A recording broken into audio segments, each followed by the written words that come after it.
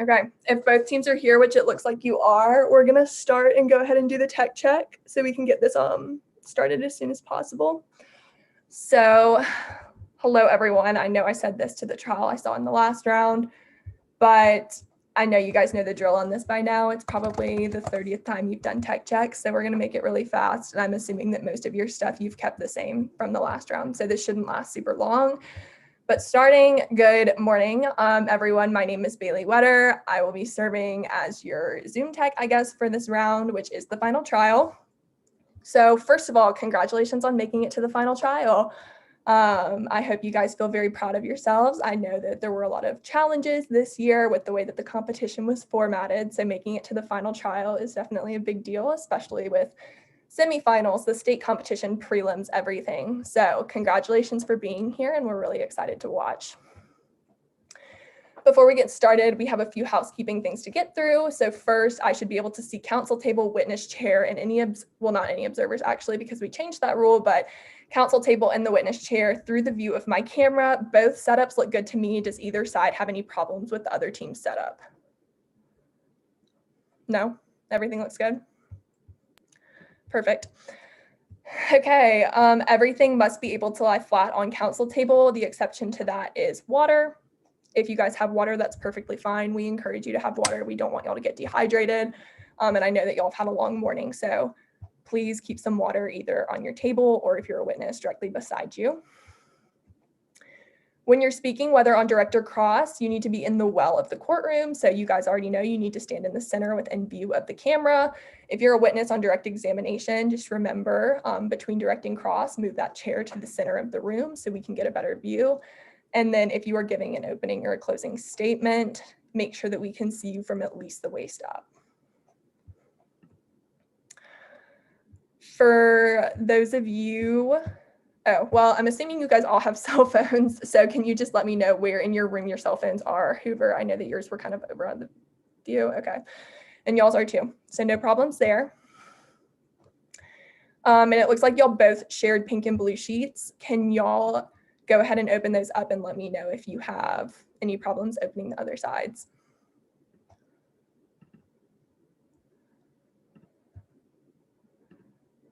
Both open fine on my end, so I'm assuming it's probably the same for y'all.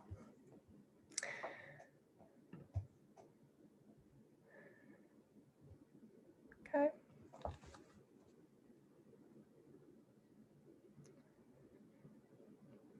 Everyone good? Perfect. And if any of our judges need me to send those along, if you couldn't open them for whatever reason, please just let me know. I would be happy to do that.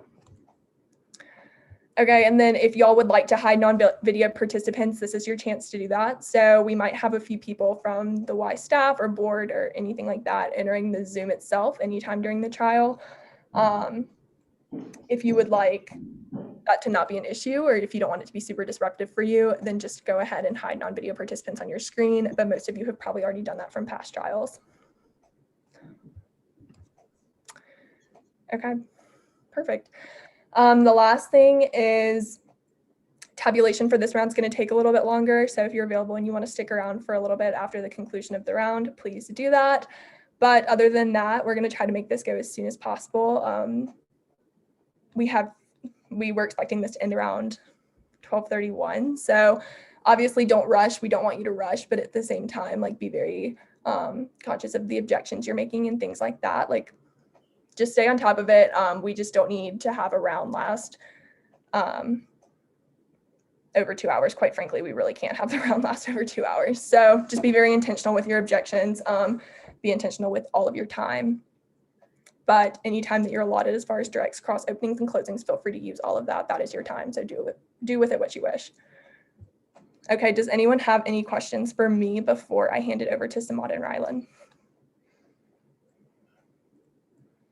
Okay, no? Perfect.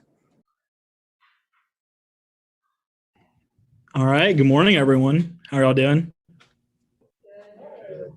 Good, perfect.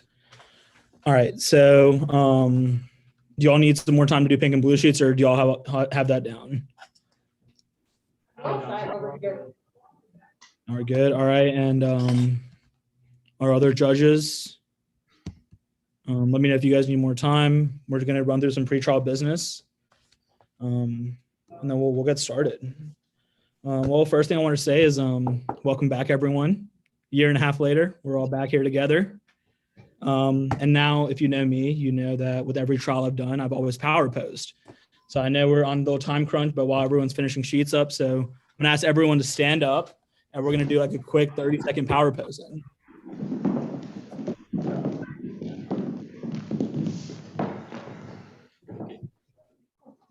I think everyone knows how the drill goes. 3 poses, each one gets consecutively better. So 3, 2, 1, first pose.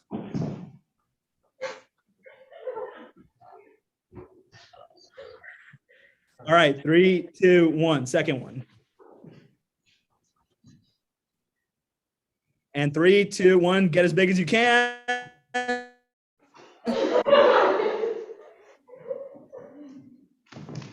All right, perfect. Now that we're all stretched out, we got the power poses in, we feel good. Oh, no, my internet connection is unstable. You know, if it goes out, we'll cross that bridge when we get there. Can y'all hear me all okay as of now? Yeah. You're on. I got a yes from both teams. We're good there. Some pre-trial business. Pink and blue sheets are done. As always, freedom of the court is given. You do not have to ask for it. This court does any pre-trial motions. We did cell phones already, and we did that. Before we begin, anything from the teams? Great to be here. Glad to have y'all. All right. And then we'll get started. Oh yay, oh yay, oh yay. All rise. Court is now in session. The Honorable Chief Justice Galani presiding. All right, you may be seated. As always, a little bit of housekeeping: no gum, no food, no cellular phones, no photography during the trial, but you know it's all being recorded. So, all right, with that, let's begin. Court is now in session for the case of Tammy Thompson versus Robinson Zoo. What say the plaintiff? Ready, Your Honor. And defense? Ready, Your Honor. All right, let's do it. Openings, plaintiff.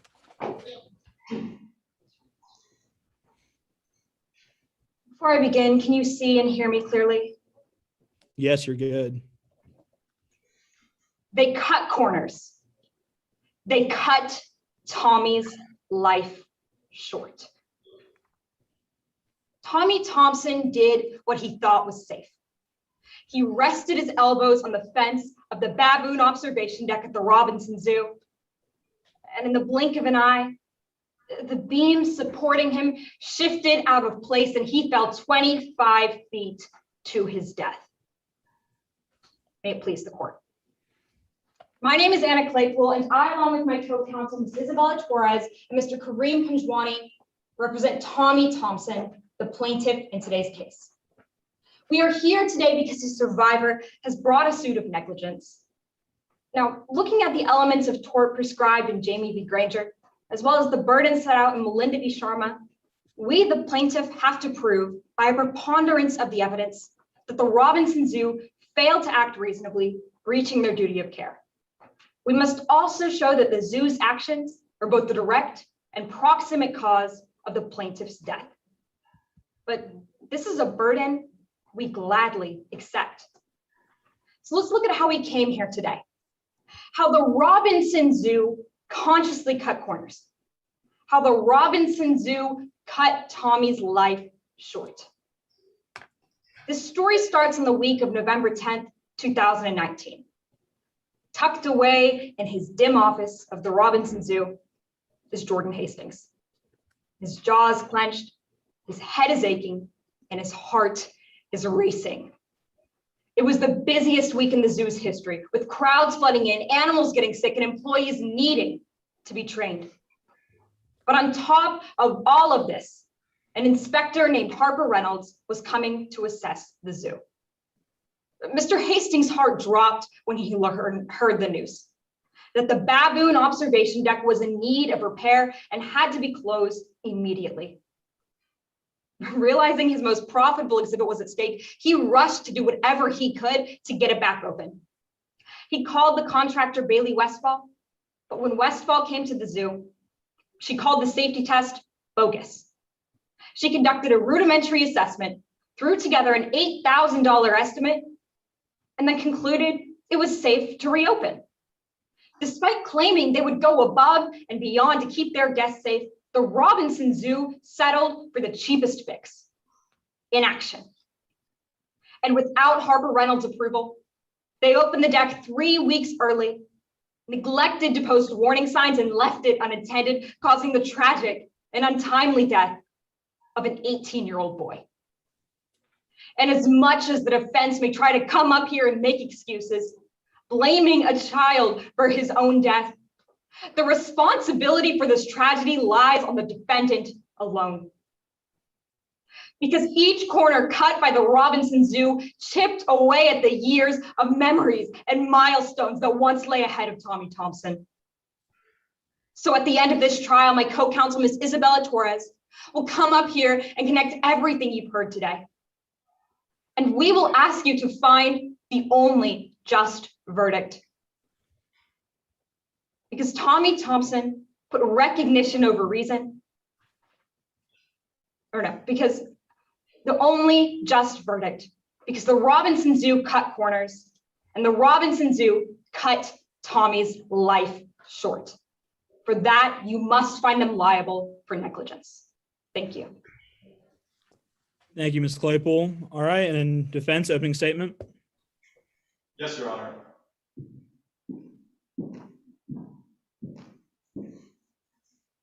May it please the court, opposing counsel, Mr. Chief Justice. Good morning. My name is Vincent Indovina, and I, along with my co-counsel, Morgan Patrick, and Anna Kate Morris, represent the defendant, the Robinson Zoo, in today's case. Don't ignore the signs. On November 20th, 2019, the Robinson Zoo hosted students from McConnell High School on Ms. Carpenter's annual biology field trip. In the week leading up to this field trip, the zoo's management had taken all of the necessary precautions in order to ensure the safety of these students. They held a safety meeting for their staff, hired inspectors to ensure the structural integrity of the zoo's exhibits, and hung up warning signs instructing their visitors on how to keep themselves safe. But even with all of these precautions taken in the week leading up to November 20th, the day still ended in tragedy. Tommy Thompson, a student on the field trip, ignored the signs, performed a handstand on the railing of the baboon observation deck, and fell into the exhibit. I, along with my co-counsel, acknowledge the tragic passing of Tommy Thompson, but the Robinson Zoo is not to blame for his death. The plaintiff, however, has charged the Robinson Zoo with negligence, but the burden of proof lies with the plaintiff. They must prove by preponderance of the evidence or by a greater weight that the Robinson Zoo is negligent.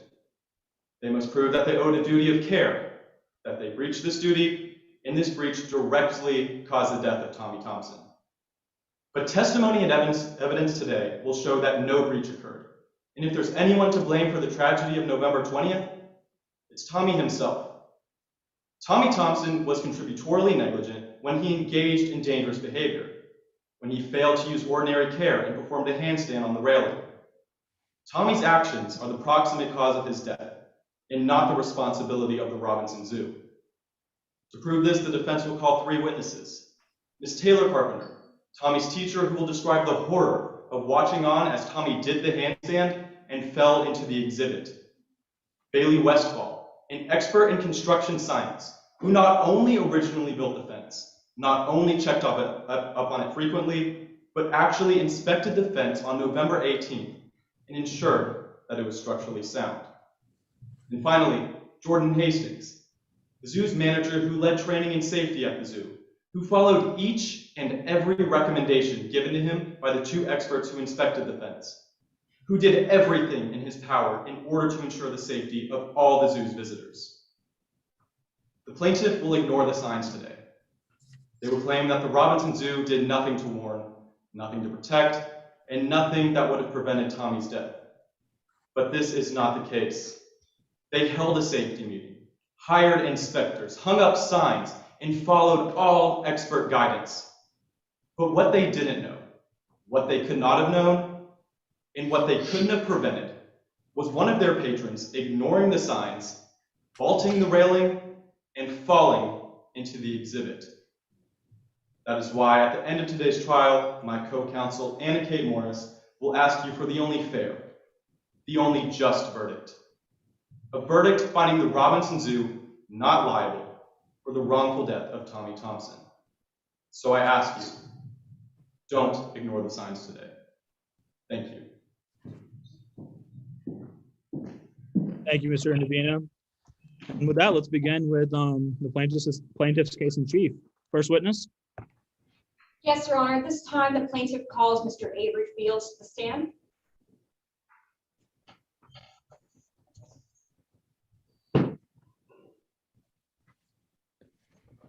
Before we begin, can both Your Honor and opposing counsel see and hear both me and the witness clearly? I can hear you, opposing counsel. I see thumbs up. All right, you're good.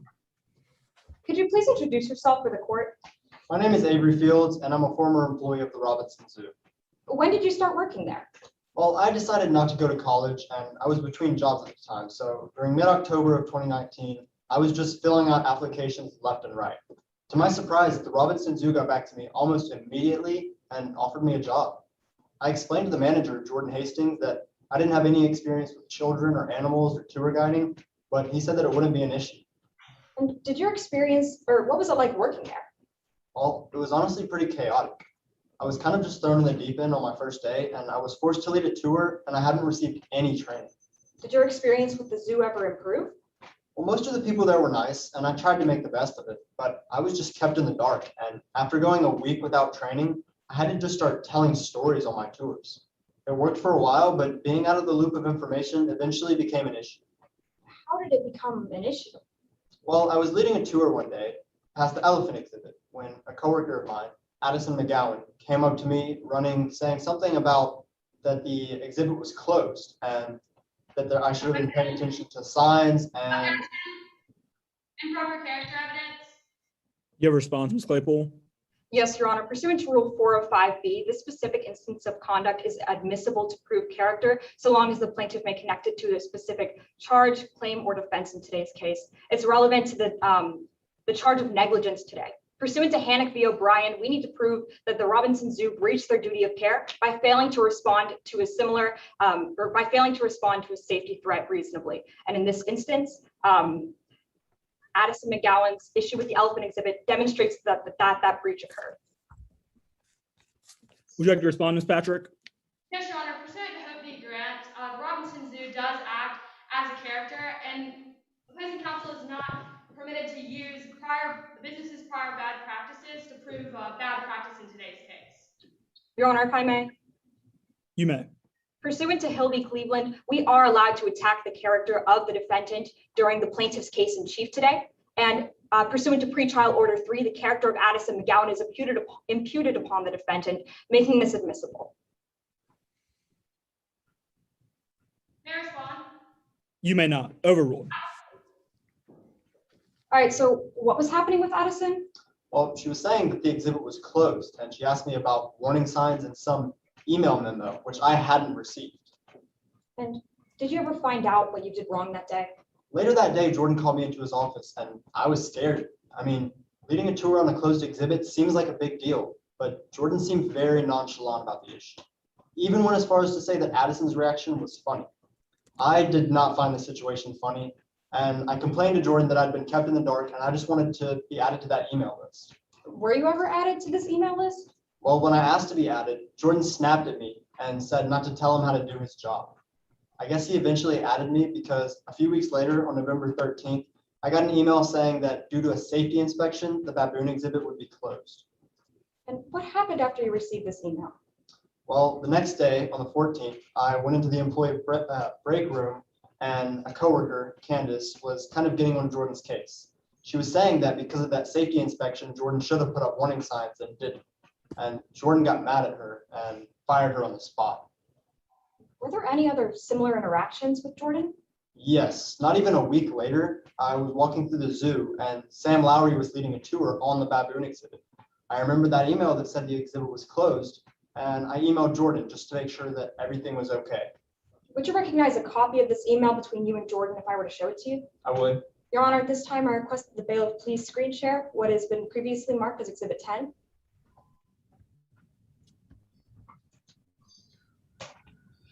Let the record reflect I am showing my opposing counsel and providing my witness with a paper copy. So what is this? This is the email exchange between Jordan and I. Is it fair and accurate? Yes. Has it been altered or changed? Nope. Your Honor, at this time, the plaintiff moves to enter Exhibit 10 into evidence. Any objections? No objections, Your Honor. So marked and entered. So can you read and explain the subject line of this email? Of course, it just says questions about safety, and that's exactly what it was. I just wanted to see if the baboon exhibit was open and safe, and if we could resume tours there. And how did Jordan respond to your questions about safety?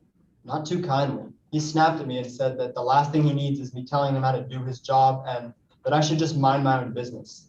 He even threatened to fire me just for making sure people were safe. And this email also mentions a staff meeting later. Can you describe that for the court? Yes, Jordan held a staff meeting to go over the safety procedure, which I thought was a little bizarre because this was the first time Jordan had ever talked about anything like this before. He was reading through the safety protocol line by line, and we were there for a really long time. I figured now that I was on the email list, I could just read this information on my own. Did you share your frustrations with Jordan?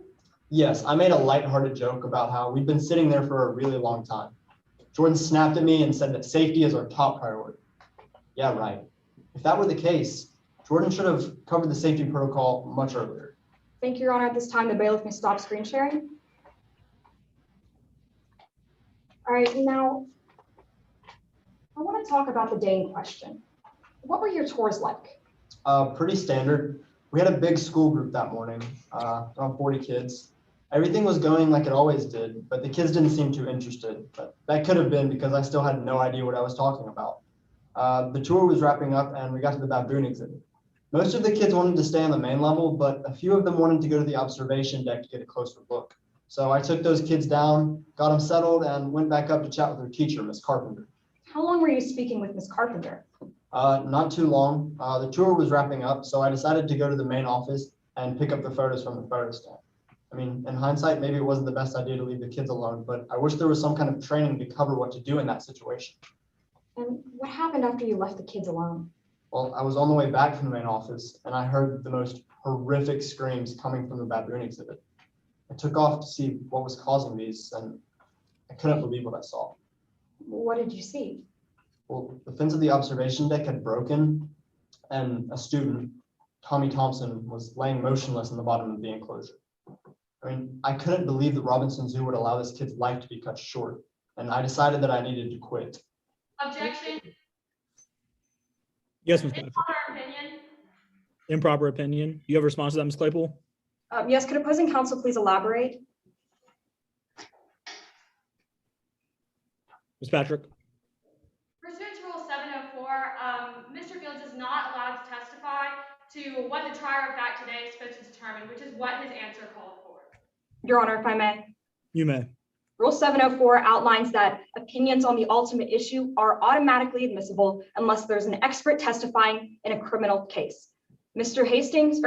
Fields is a lay witness today, and this is a civil case. Therefore, Rule 704 does not apply. I tend to agree. Overruled. All right, so what were you saying? I just couldn't believe the Robinson Zoo would allow this kid's life to be cut short, so I decided that I needed to quit. When did you quit? Well, that's just the thing. I never got the chance. I went into Jordan's office to chat, and he was sitting there in the dark, kind of mumbling to himself. When he saw me, he turned around and started screaming and banging on the desk and blaming me for Tommy's death. I couldn't even get a word in before he fired me. And did you catch what Mr. Hastings was mumbling when you first walked in? Yeah, I did. He said, "Harper told me not to do that." I don't know exactly what he was referring to, but whatever it was too late. If Jordan and the Robinson Zoo actually cared about the safety of their customers, they wouldn't have cut so many corners. Thank you, Your Honor. Objection. Improper opinion. Your All Honor, right, let's do it. You may respond. yes. If opposing counsel is raising this objection under 704, once again, this is a civil case and Mr. Fields is a lay witness. Ms. Patrick? Again, Mr. Fields cannot testify to what the zoo could have or could not have done to prevent this. feel like we're walking the line, but I think we're on the right side of the line, so I'm going to overrule that objection. All right, so just to wrap things up for the court, what were you saying? Just that if the Robinsons who cared about people's safety like they said they did, they shouldn't have cut so many corners, and they could have prevented a tragedy like this. No further questions, Your Honor. Thank you, Counselor. Cross-examination? Yes, Your Honor.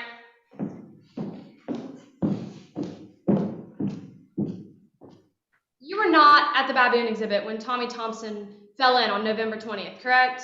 No, not at the moment he fell in, but I was there directly before and directly after. But you were the one that called 911, correct? That's right. And you would recognize a copy of the transcript if I showed it to you? I would. Would the bailiff please screen share Exhibit 11? You recognize this, correct? I do. And you recognize this because it was the 911 call in which you were the caller, correct? That's correct. And it hasn't been changed or altered in any way? Does not appear to have been. Your Honor, at this time, defense moves to enter Exhibit 11 into evidence. Any objections? Yes, Your Honor. This is both hearsay and misleads the jury under Rule 403. All right, let's run with hearsay first. Ms. Patrick, to hearsay? Yes, Your Honor. Pursuant to Rule 8036, this is a regularly recorded business document. All right, Your Honor, pursuant to Vermillion v. Bopp, I will withdraw the hearsay objection. However, I believe that the 403 objection to misleading the jury still stands. I'm going to overrule 403, and I'm going to overrule hearsay too. The exhibit's in. Would the bailiff please scroll to the bottom of page 2? Now, in your written affidavit, you claimed that you were in the office when Tommy Thompson fell into the exhibit, correct? Well, I said I was. Oh, could I get a copy of this as we go through it? Oh, yes, of course. I said I was on the way back from the main office when I heard the screams. But when the 911 caller asked if you saw the fall, you responded yes, correct? You see, I was making this call 2 minutes after the incident, and it took me a minute to come to my senses and understand what happened. So in the moment, that is what I said, but that's not the case. Right, but even after all the confusion, he asked again if you saw the fall, in which you responded for the second time yes. Yes or no? Well, I wouldn't say this was after all the confusion. This was still in the midst of all the events, and it was hard to get all my thoughts straight. So yes, I still said that, but this was 2 minutes after a kid had fallen to his death. I was a bit flustered. So the testimony in your written affidavit and your testimony on the 911 call are different, correct? Which testimony in my affidavit are you referring to? When you said that you never saw the fall.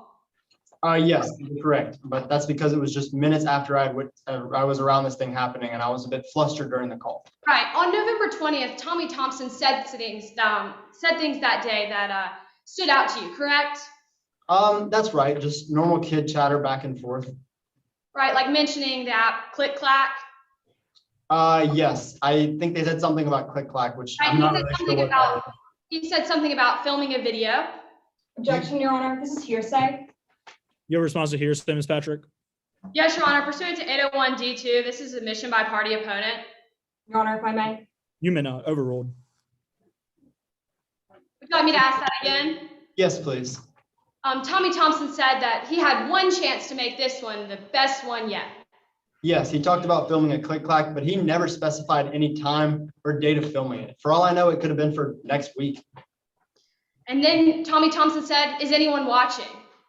That's correct. I don't even know if that was related to the Click Clack. So in your words, Tommy Thompson's behavior troubled you, correct? It was a bit troubling, so I went down and reminded him to be safe and follow what he was supposed to. Right, And so Tommy Thompson's behavior on November 20th, even you would say, concerns you. yes, up until I reminded him to be careful, and after that, nothing was concerning, and he was acting as he should have. You have pretty strong feelings about the Robinson Zoo, correct? Of course. I mean, if the Robinson Zoo had taken more precautions, we could have avoided this incident. So I'm not a fan of the Robinson Zoo. And strong feelings about the manager, Jordan Hastings, That's correct. because you feel like the manager treated you unfairly. That's not exactly why I hate him. I hate him because he caused the death of this child. Right, and he even blamed you for the death, correct?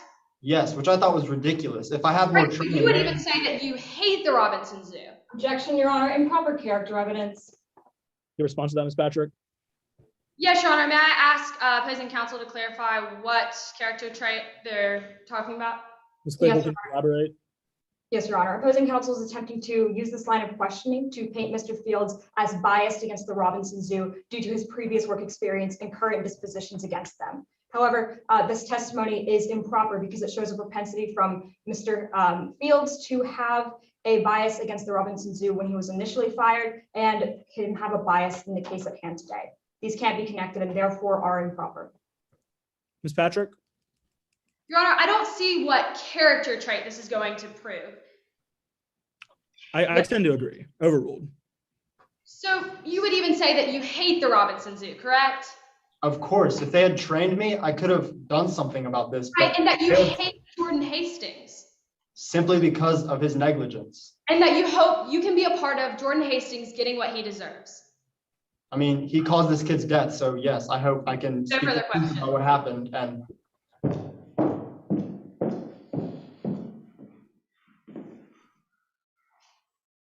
Ms. Clerk? Yes, Your Honor, very briefly. So, would you like to finish what you were saying before you were cut off? yes, if Jordan had properly trained me, we could have prevented something like this. So I hope that telling my truth can bring light on what actually happened that day. And why did you say those negative things about Mr. Hastings and the Robinson Zoo? Because they caused the death of an 18-year-old boy. Of course, I don't like them. No further questions. Thank you. Recross? No recross, Your Honor. Seeing that there's no recross, Mr. Fields, you're excused from the stand with the thanks of the court for your testimony to today's proceedings.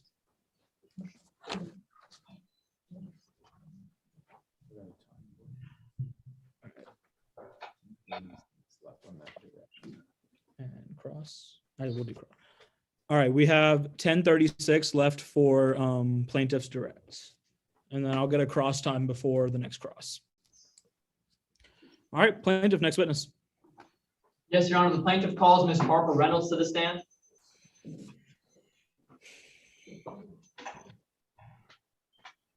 Your Honor, before we proceed, can you and opposing counsel both see and hear me and my witness clearly? I think we're good. May I proceed, Your Honor? You may. Could you please introduce yourself to the court? My name is Harper Reynolds. And what education do you have? I have a degree in structural engineering from the University of Continental. And how long have you been working in structural engineering? Oh gosh, more than 2 decades. After I graduated from college, I got a job working with TMW Engineering for 5 years. And after only 2 years there, I became the lead structural engineer. Do you still work there? No, when I was 27, I decided that it was time for me to leave TMW. And that's when I started Harper Reynolds LLP, which is where I've been for the past 20 years. Ms. Reynolds, as a structural engineer, what kind of work do you exactly do? Well, my company primarily provides inspections and consultations on both residential and commercial properties all across Continental.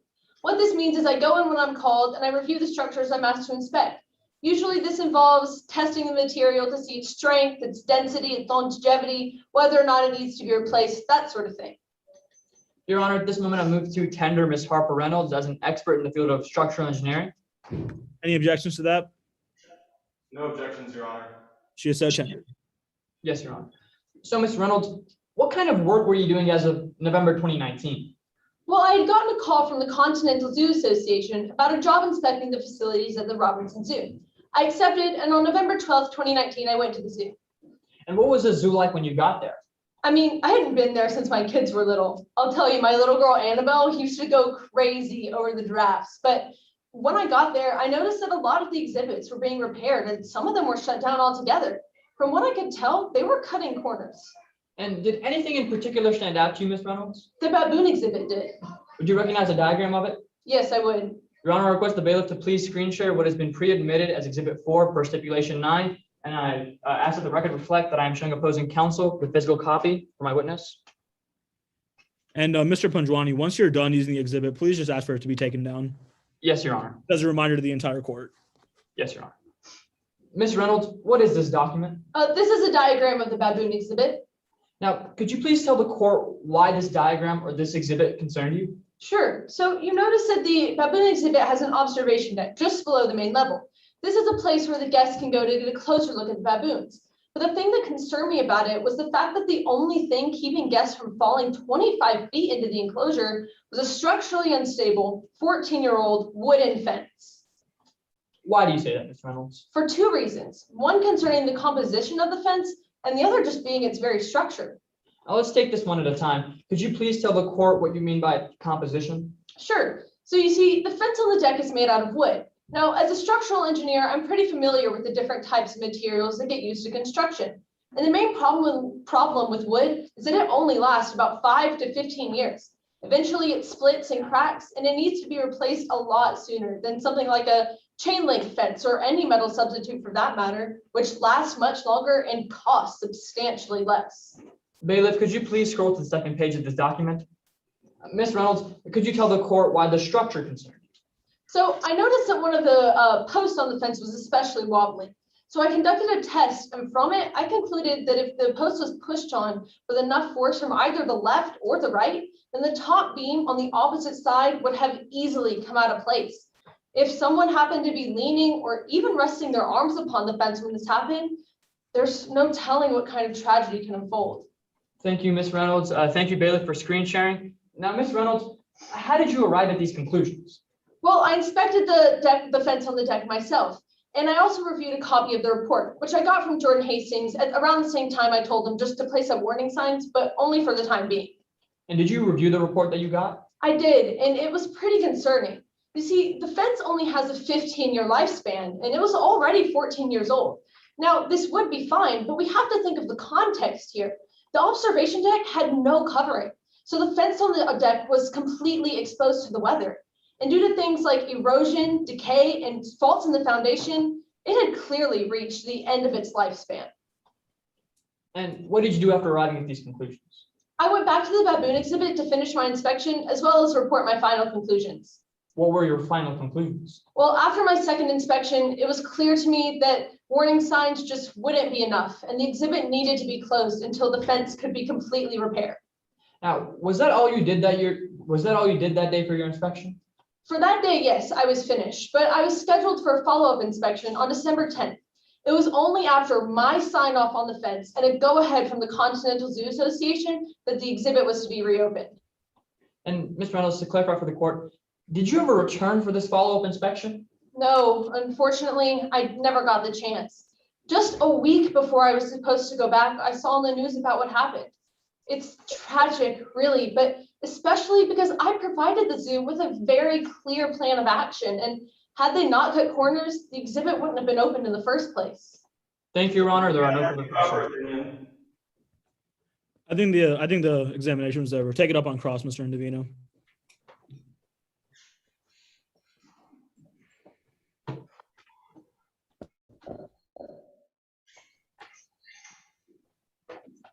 And with that being said, cross-examination. Yes, Your Honor. Ms. Reynolds, you're being paid to testify in court today, correct? I am, but only because I'm having to take time away from my everyday job in order to appear here in court. You're being paid $10,000 to be exact. Yes, again, just to make up for the money I would have made spending time working with my company, Harper Reynolds LLP. And you're being paid by the Thompson family? Yes. Now, you inspected the Robinson Zoo on November 12th, correct? I did, yes. However, before this inspection, you had zero experience with zoo inspections. I mean, I've never worked on zoos specifically, but I have a vast experience when it comes to structural engineering. I've worked on hotels, apartment buildings, residential complexes, and numerous commercial properties. You claim to have performed an integrity test on the fence of the baboon observation deck.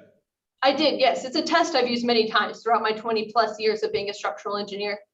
And from this test alone, you determined that putting up warning signs around the exhibit would make it safe. Just for the time being, but afterwards I went back and conducted a second, more thorough inspection of the exhibit. Then I determined that I couldn't just ignore the signs of rot on the fence, and the exhibit needed to be closed. You only determined to close the exhibit after seeing the name Vodder and Westfall on the original plans, correct? Well, technically, yes, but really it was after I did that second, more thorough inspection of the exhibit. That was when I thought that warning signs just wouldn't be enough. In fact, you were shocked to see the name Bailey Westfall on the original plans. I was, but only because building a fence is the type of work that requires an engineer. And to my knowledge, Bailey's not an engineer. So They had a contractor doing the work of an engineer. So, And to Ms. me, that Reynolds, raised you allowed a personal opinion to influence your expert opinion? It wasn't a personal opinion. I know for a fact that building a fence requires engineer expertise. Now, Ms. Reynolds, you made a report after this inspection, correct? I did, yes. A report that you claim shut the exhibit down until repairs were made. I did, yes. I wanted the exhibit to be closed until the fence could be completely replaced. But the Continental Zoo Association can't provide a copy of this report, No, they can't. and Jordan Hastings can't provide a copy of this report. I mean, he should be able to because I gave it to him, but he told me that he never received it, which is a complete lie. He should be able to, but your firm even lost the copy, correct? He claims that he did, but I really don't know. No, Ms. Reynolds, your firm lost the copy. Oh, my firm?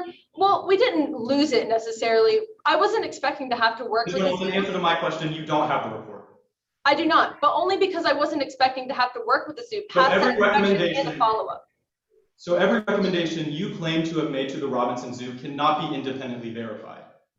Well, I told Jordan Hastings what the recommendations were, and he said that he understood them. So Right, Ms. Reynolds, we have to take your word for what the report said. again, I provided Jordan Hastings with a copy of the report, and I told him what the That wasn't my requirements for question. being reopened were. That wasn't my question. We have to take your word for what the report said. I suppose so, yes, but I've been working as a structural engineer for 20 plus years. I would never lie about something like safety. And the signs of the fence clearly showed that it was decaying and rotting and it needed to be replaced. Now, Ms. Reynolds, this is the word that the plaintiff is paying you to give, correct? Yes, but again, that's just because I'm spending time away from my job. Thank you, Mr. Indovino. Will there be a redirect?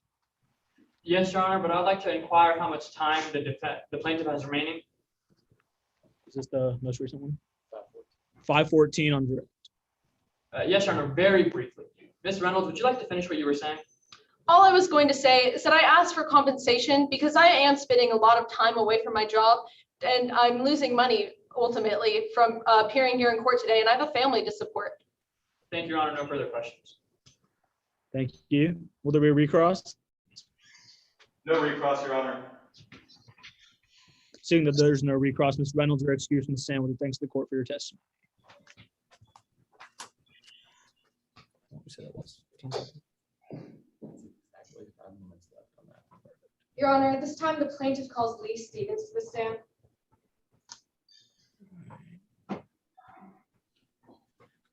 And plaintiff, y'all have 5 minutes left on your directs. Before I begin, I'd just like to make sure that Your Honor and opposing counsel can see myself and my witness clearly. You good? All right, opposing counsel is good too. Please state your name for the court. My name is Lee Stevens. Why are you here today? I'm here because of the death of my best friend, Tommy Thompson. I'm sorry I have to ask you about this, but could you tell us about what happened that day? I mean, where do I start? I'll never be able to forget that day at the zoo. That's the day that my... Your Honor, relevance. Ms. Morris, what was your objection? Relevance. Relevance. Ms. Torres, you have a response to relevance? Yes, Your Honor. This question goes to lay foundation as to the occurrences on November 20th, which is the day in question in today's court. We are here to find whether or not the Robinson Zoo was negligent on that day, and any information pertaining to this specific day is in fact extremely relevant in determining the liability in this case. May I respond? You may. Because this is a bifurcated trial, under Hints v. Abbey, damages do not need to be established because they were established before the trial ever happened. I was not objecting to the question itself, but to the witness saying that he would never forget that day. Your Honor, may I respond? You may not. While I do agree with you, Ms. Morris, I'm going to allow it for now as it is laying foundation. We are on the first question. But Ms. Torres, let's make sure we don't go past that. Yes, Your Honor. Overruled. Would you like to continue? Yes, that was a day I'll never be able to forget. That's the day that my best friend's life was cut short by something as simple as just resting his arms on a railing. Can you tell us about what happened that day? Yes, it was just supposed to be our normal field trip down to the Robinson Zoo, and I remember getting on the bus that morning sitting next to Tommy. Who was taking you on this field trip? Our biology teacher, Miss Carpenter. What was your relationship like with Miss Carpenter? I never seemed to have a problem with Miss Carpenter, but she seemed to have a problem with me and Tommy. What made you think that? Well, Tommy and I were pulled aside by her and said that, Tommy and I were pulled aside and basically said that, that she'd heard about the two of us and that she'd been warned. And were you able to stay out of trouble in Miss Carpenter's class? As much as I was trying to, no, I was getting in trouble for no reason. And were there any specific instances of this happening? Yes, specifically, I remember getting up to get a tissue and I was given a detention for disruptive behavior, whatever that means. So were there any instances where you had run-ins with Miss Carpenter? Yes, I was sick of being messed with by Miss Carpenter, and that's when I decided to film a click-clack. Look, I don't regret many things, but I definitely regret this decision. Why was that? Well, first off, it was wrong. Tommy and I shouldn't have done it. But second off, we also got in so much trouble because of that. We did tell our parents, the principal, everyone. And that day I vowed to not only myself, but to everyone there that I wasn't going to pull something like that again. And did anything else come from this video? Yes, that's when Treacherous Tommy was born. I never really liked that name because none of the things we did were dangerous, but Tommy also did come with a big click-clack following, which was fun. What is click-clack? click is this app where people can upload and share videos, and a lot of people get their start there, and that's why it was cool that Tommy's video blew up. Now, on the day of the field trip, were you and Tommy planning on filming a click-clack? No, we weren't. Counter speculation. Do you have a response to speculation, Mr. Torres? Yes, Your Honor. Pursuant to 701A, my witness is answering based on his rationally based perception of the day in question. The question that was specifically asked was whether he and Tommy had any plans to film a click-clack on that day. He is perfectly capable of answering that question within the scope of his own knowledge. May I respond? I tend to agree. Overruled. So would you like to continue? Yes, we were not planning on filming a click-clack, and like I said, I wasn't trying to get in trouble with Carpenter again. I learned my lesson, and just to make sure that Tommy and I were on the same page, I even asked him, and he promised me that we weren't, and that's when we made it to the zoo. Bailiff, at this time, if you would screen share what has been pre-entered as Exhibit 3. And I'll be providing my witness with a paper copy.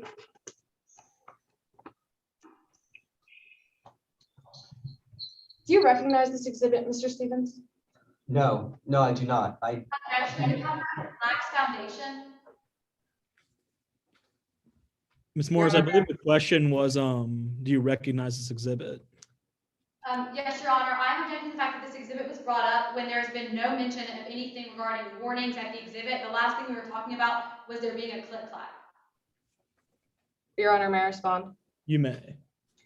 This is in relation to the day in question of which we were referring to earlier. Mr. Stevens is only going to be using this exhibit, or he will not be using this exhibit, but it is in relation to the day in question of which we are discussing in its entirety in this court today.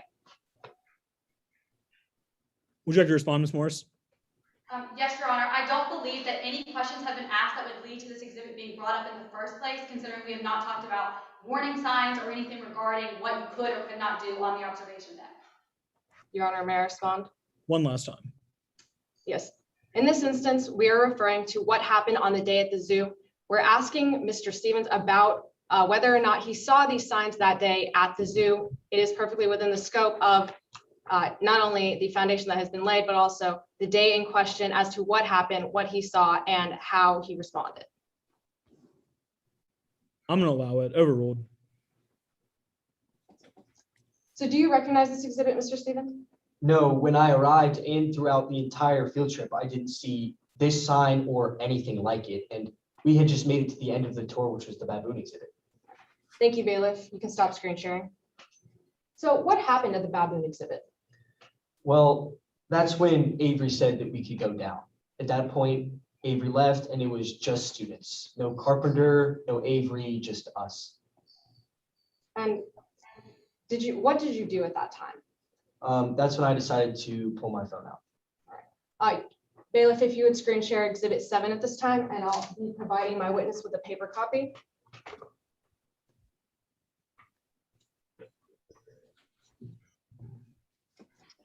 Do you recognize this exhibit? Yes, these are my cell phone records. Have they been changed or altered in any way? No, they have not. And is it a fair and accurate copy? Yes, it is. Your Honor, at this time, I move to enter Exhibit 7 into evidence. Any objections? Yes, Your Honor, outside the scope of this witness's knowledge. You have a response, Ms. Torres? Yes, Your Honor, considering that the records contained within this exhibit are his own phone records, he does have knowledge of the times and occasions on which he was using his phone that day at the baboon exhibit, or I'm sorry, that day at the Robinson Zoo. May I respond? You may. This witness is a lay witness. He is not a phone analyst or would not know how to read this document. Therefore, this witness should not be able to analyze it in court today. Your Honor, may I respond? Ms. Torres, are we analyzing or are we just looking at it? What are we doing with this exhibit? Yes, Your Honor. As you can see on the screen, this is simply a list of the times and apps that were used on Mr. Stevens' phone. There will be no necessary technological analysis as would be provided by an expert witness. This is simply Mr. Stevens' lay interpretation of what this exhibit says. Overruled. It's in. Now, can you indicate what time you were using your phone at the baboon exhibit? I was using my phone at 11 a.m. Clearly, I did it because Carpenter wasn't there, and that's when something awful happened. What happened? Well, that's when the beam that Tommy was resting his arms on shifted out of the post it was in. And I watched my best friend fall. It was too late. I tried to catch him, but it didn't matter. Bailiff, you can stop screen sharing this exhibit. And what happened after you saw him fall? Well, I didn't know what to do. I mean, I just watched my best friend fall. And Mr. Stevens, did you see any type of warning about that fence that day at all? No, and that's the problem. I didn't see a warning sign. Carpenter wasn't there. Avery wasn't there. No actions were taken to keep us safe. And because of that, my best friend's life was cut short. Objection, Your No other Honor. questions, Your Honor.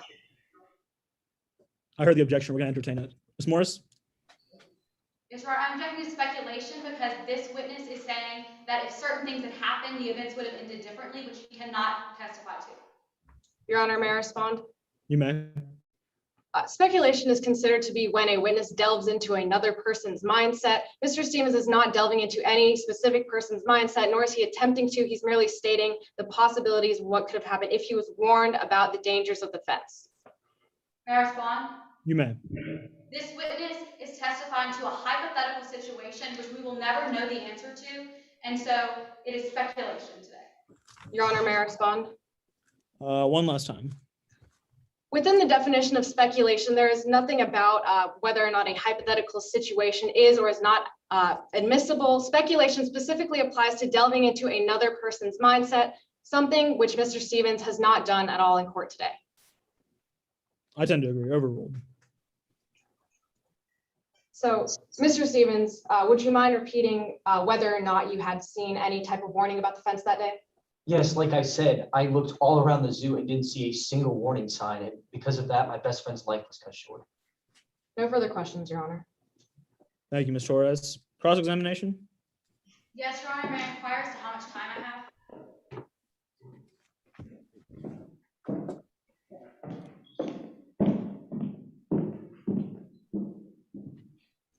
Three minutes and 35 seconds, Ms. Morris. Thank you. Now, ClickClack is a pretty popular app, right? Yes, I would say it is. And users post short videos? Yeah. Now, Tommy actually got pretty popular on ClickClack, right? Yes, he did. He even gained the nickname Treacherous Tommy. Yes, like I said, he was given that name, and honestly, I wasn't a fan of it because none of the things we did were even dangerous. And he had over 5 million followers, right? Objection, Your Honor. Lack of foundation. You have a response? Yes, Your Honor. Seeing as this witness has already testified to the filming of ClickClacks, he would know the relative amount of followers that his best friend had. Overruled. Would you like me to re-ask the question? Yes, please. Tommy had over 5 million followers, right? Yes, and that was something that was pretty cool because a lot of famous click-clackers can get their start there and it can really take off someone's career. Now, Tommy would post those videos doing what appeared to be dangerous stunts, right? Yes, that's the key word, appeared. We made sure that none of the stuff was even dangerous. But his stunts did concern you, right? Yes, but I mean, none of them were dangerous. And they also concerned his mom, right? Objection, Your Honor. Lack of personal knowledge. May I respond? Overruled. Please continue. I'm sorry. They even caused concern for his mom, right? Yes, but Tommy's mom was only seeing the end results of our videos, not how we did them. And if she would have seen how we did them, then she wouldn't have been as concerned. No, Tommy did say he didn't care how dangerous the stunt was as long as he got more followers, right? Yes, that was a bit of his male bravado. I mean, it seemed like the things we were doing were dangerous to him, but they weren't really. And he filmed his videos every Wednesday, right? Yes, Tommy and I made it a goal to plan and discuss what we were going to do and then film on Wednesdays. And then post on Thursday, right? Yes, but only after him and I had some kind of conversation. Now, your trip to the zoo was on a Wednesday, right? Yes, and actually that trip to the zoo, we had a conversation about if we were going to film a click clack, and he even promised me that we weren't. Now, Tommy also had another conversation that morning with a classmate, Drew, right? Yes, I believe so. And Drew asked him what stunt he had planned for that day. Yes, and he said that he had something up his sleeve, which concerned me, and then I appeared to ask him if we were going to film a click clack, and he said, no, he was just messing with Drew. Now, the day you went to the zoo, another famous click-clack star, John Bailey, posted a new video, right? Yes, he did. It was the handstand challenge. Yes, And this time, John Bailey was doing a handstand on a bus, right? yes, that's correct. Now, Tommy often followed the trends John Bailey posted, correct? Yes, but like I said, him and I would at least have a conversation, and we did at the field trip, saying that we weren't going to. In fact, when Tommy jumped out of a window during biology, he was following John Bailey's jump challenge, right? Objection, Your Honor. Improper character evidence. You have a response to improper character evidence, Ms. Morris? Yes, Your Honor, the door was open to testimony about the jump challenge when the plaintiff brought it up in their direct. Indeed, it was. Overruled. When Tommy jumped out of a window during biology, he was following the jump challenge John Bailey did, right? Yes, but like I said, we made sure that what we did wasn't dangerous. He was on the first floor and he jumped into Now, something. you saw Tommy fall into the exhibit, right? Yes, I did. But after he fell, the main part of the fence was still intact, correct? I saw the beam shift out of place. I'm sorry, I'm asking what was left on the deck, and that was the main part, right? Yes, and I also saw my best friend. Enough for you to walk up to Yes, and I saw and look over the railing? Yes, and I saw No my. further questions. Mr. Laporta, do you want to finish what, Mr. Stevens, do you want to finish what you were saying? Yes, I mean, I had to watch my best friend fall and die. I mean, I wish that on absolutely nobody. Objection, Your Honor, relevance. We're going to move on. Will there be a redirect? Is there any time for a redirect? Yes, Your Honor, briefly. Ms. Torres, I apologize. We actually don't have time for a redirect. Yes, Your Honor. And there's no time for, there's no redirect, no recross. Mr. Stevens, thank you for your testimony. You're excused from the stand.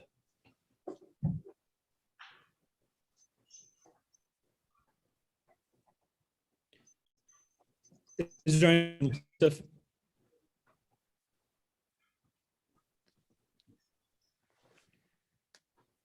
I'm sorry, Your Honor, you cut out for a second. oh, my bad. Is there anything further from the plaintiff? No, Your Honor, at this time the plaintiff rests. Thank you, Counselor. Okay, defense, are you ready to present your case in chief? Yes, Your Honor. The defense calls Ms. Taylor Carpenter to the stand.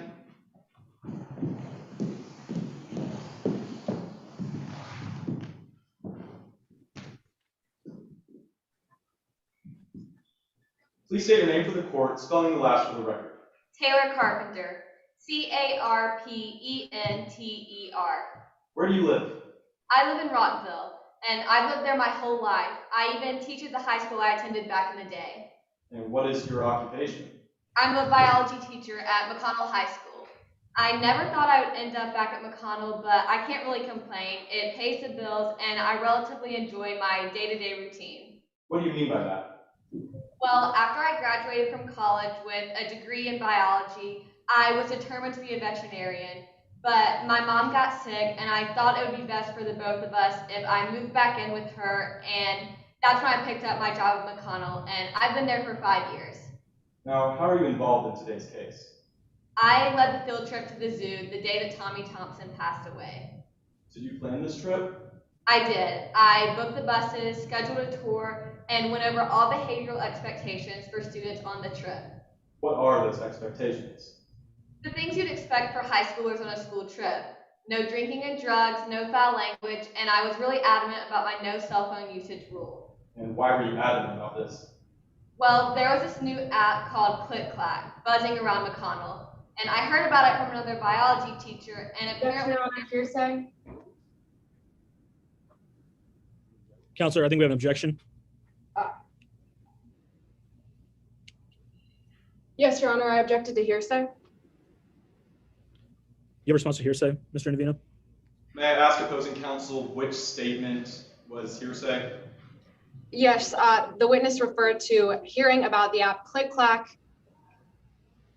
May I respond? You may. Your Honor, there is no statement, and therefore it is not hearsay. This is Agreed. just demonstrating Ms. Carpenter's knowledge. Agreed. Overruled. Ms. Carpenter, would you like to repeat what you were saying? yes, so there was a new app buzzing around McConnell called Click Clack that I heard about from my colleague, and basically there are trends that will go viral and other users will try to recreate those trends. And how is this a problem? Well, I love going to the zoo, and I hold annual passes, but I couldn't help but think one of my students, Tommy Thompson, and another one, Lee Stevens, were going to get into some sort of trouble. Why did you think that? Well, the day before the trip, I heard Tommy Thompson telling Lee Stevens about a new challenge that they were going to film. What did Tommy say? Tommy told Lee that he would need his help filming the new challenge, the handstand challenge. Have you ever seen Tommy do any of these challenges? Yes, I know that Tommy participates in these challenges for a fact because one day I was teaching about speciation and all of a sudden I hear Tommy yell. Personal knowledge. Ms. Suarez, did you say lacks personal knowledge?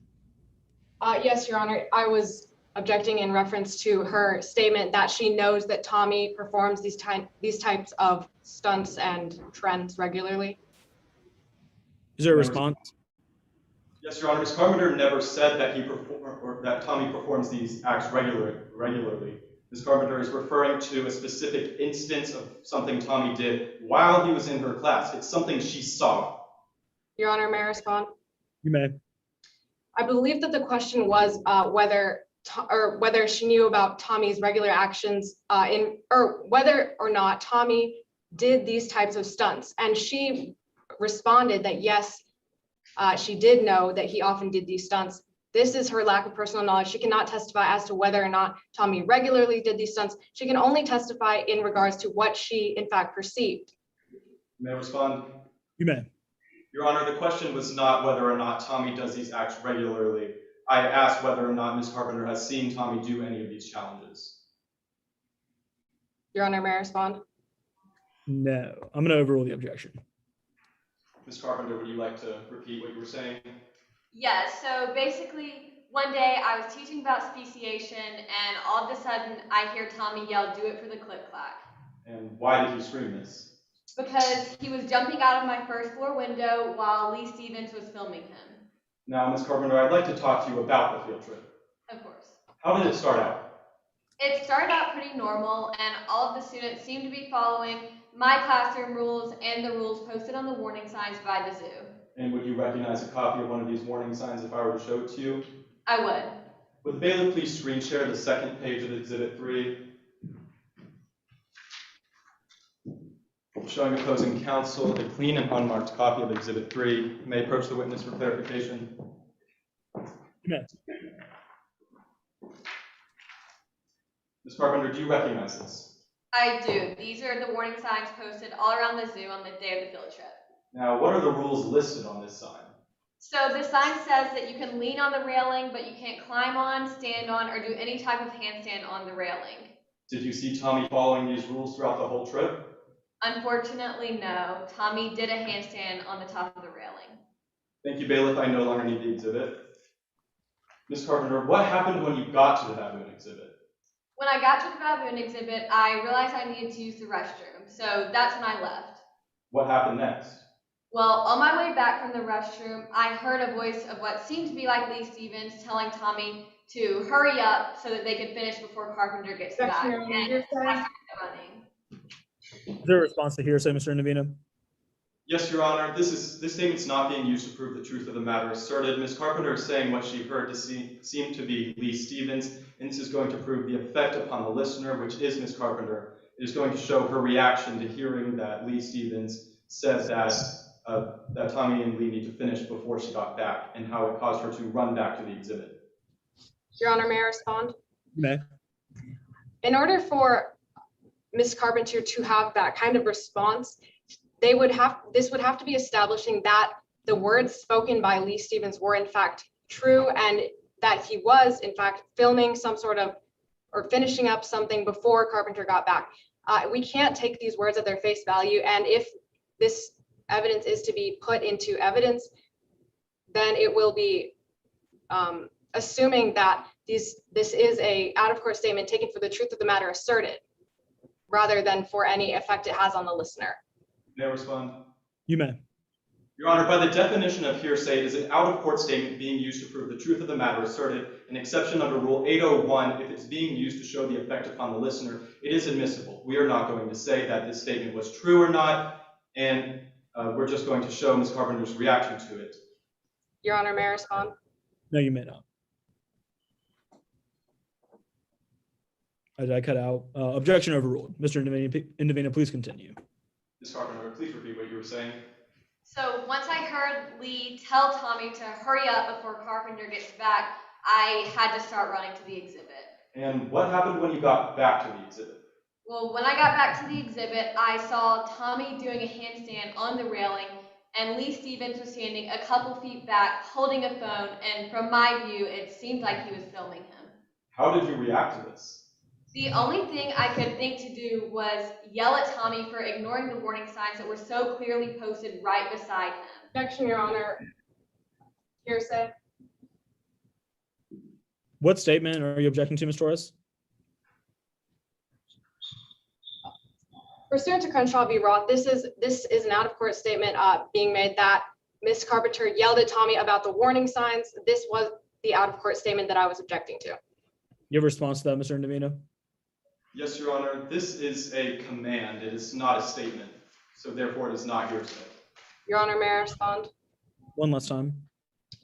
This statement is not a command. If she was yelling about the warning sign, she didn't say to listen to the warning sign. She didn't say follow the warning sign. She just said about the warning signs, a general statement or claim. That is not necessarily a command. They have not laid any foundation for us to assume that it is a command. May I respond? Mr. Indovina, Ms. Carpenter, what was your statement? I said that the only thing I could think to do was yell at Tommy for ignoring the signs. Now, Ms. Torres, what truth is asserted in what Ms. Carpenter yelled? Yes, this does assert that there were in fact signs around the zoo, which is a contested fact in this case. If they are to use this statement, it would be for the truth of the matter asserted. Mr. Indovina, would you like to respond one last time? Yes, Your Honor. Once again, this is a command. It's what Ms. Carpenter saw, and it's how she reacted to seeing Tommy on the railing. I tend to agree with that. Overruled. Ms. Carpenter, please repeat what you were saying. Once I got to the exhibit and saw Tommy doing a handstand, the only way I could think to react was by yelling at him about ignoring the warning signs that were so clearly posted right beside where he was doing a handstand. And what happened after that? After that, the beam shifted out from the post and Tommy fell headfirst into the exhibit. Did you see anything else happen to the fence besides the beam shifting? No, the rest of the fence was completely intact. Your Honor, I have no further questions at this time. I approach the witness to retrieve the evidence. You may. Cross-examination? Yes, Your Honor.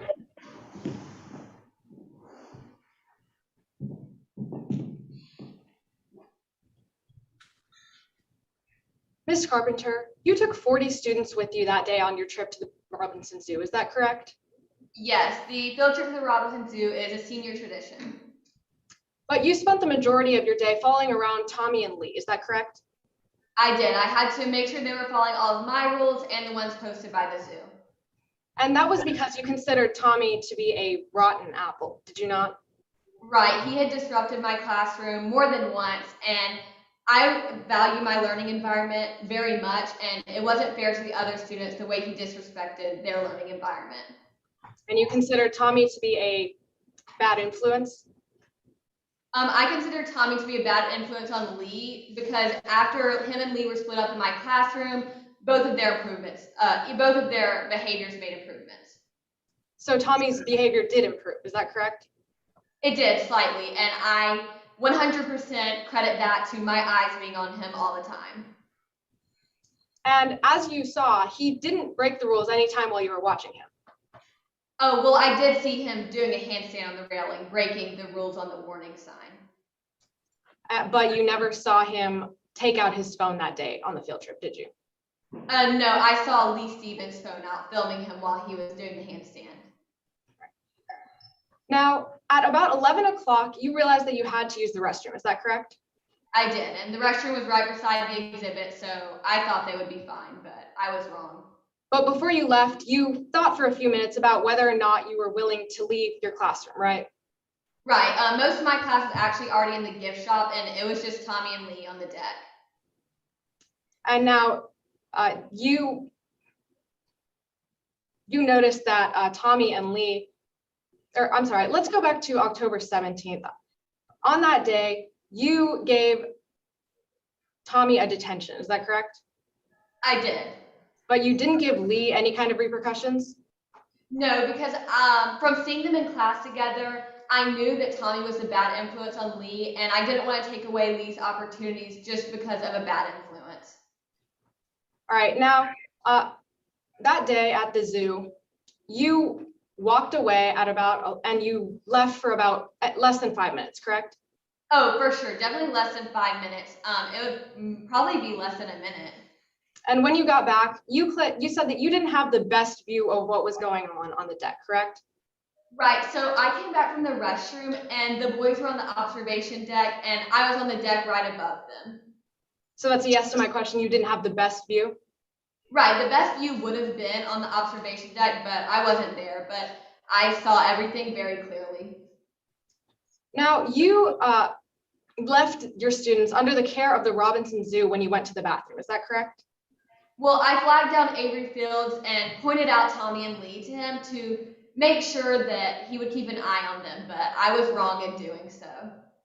So you did leave the care of Tommy and Lee under an employee of the Robinson Zoo?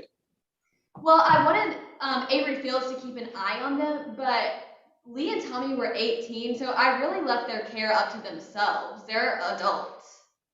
But you said that it was your only goal to keep everyone safe that day on the field trip, right? 100%, and it's been really hard knowing that going to the restroom caused someone's death. Right, so you were in charge of all of those students that day? Right, I was the chaperone on the field trip and they're my students. And then you, as the chaperone, left the care of those students to an employee of the Robinson Zoo, right? Objection, Your Honor. This is asked and answered. Sustained. Please move on, Ms. Suarez. Yes, Your Honor. Now, you are testifying for the defense today, are you not? I am. And you're testifying that the Robinson Zoo was able to keep your students safe? I'm testifying that I was there on the day of the incident and I saw Tommy do a handstand on the railing.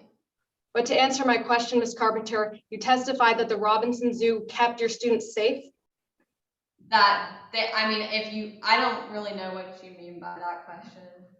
No further questions, Your Honor. Thank you, Counselor. Will there be a redirect, Mr. Navino? Yes, Your Honor. Briefly.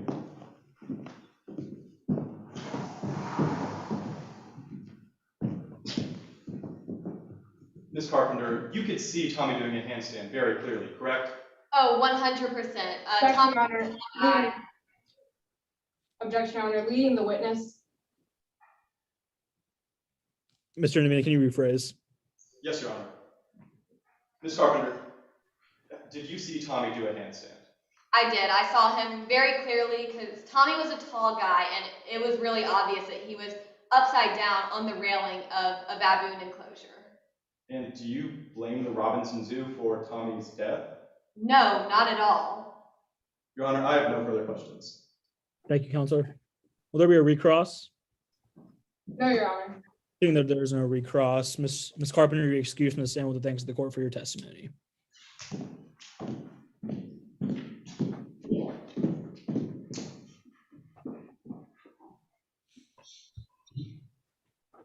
How long do we have? 12:55 on the direct and 7:35 on the. All right, we have 12:55 left for the defense directs, and then 7:35 left for the plaintiff crosses. With that, defense, next witness. Yes, Your Honor. The defense calls Bailey Westfall to the stand.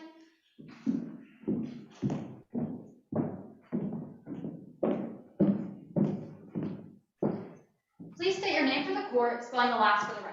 My name is Bailey Westfall. That's Westfall. What do you do for a living?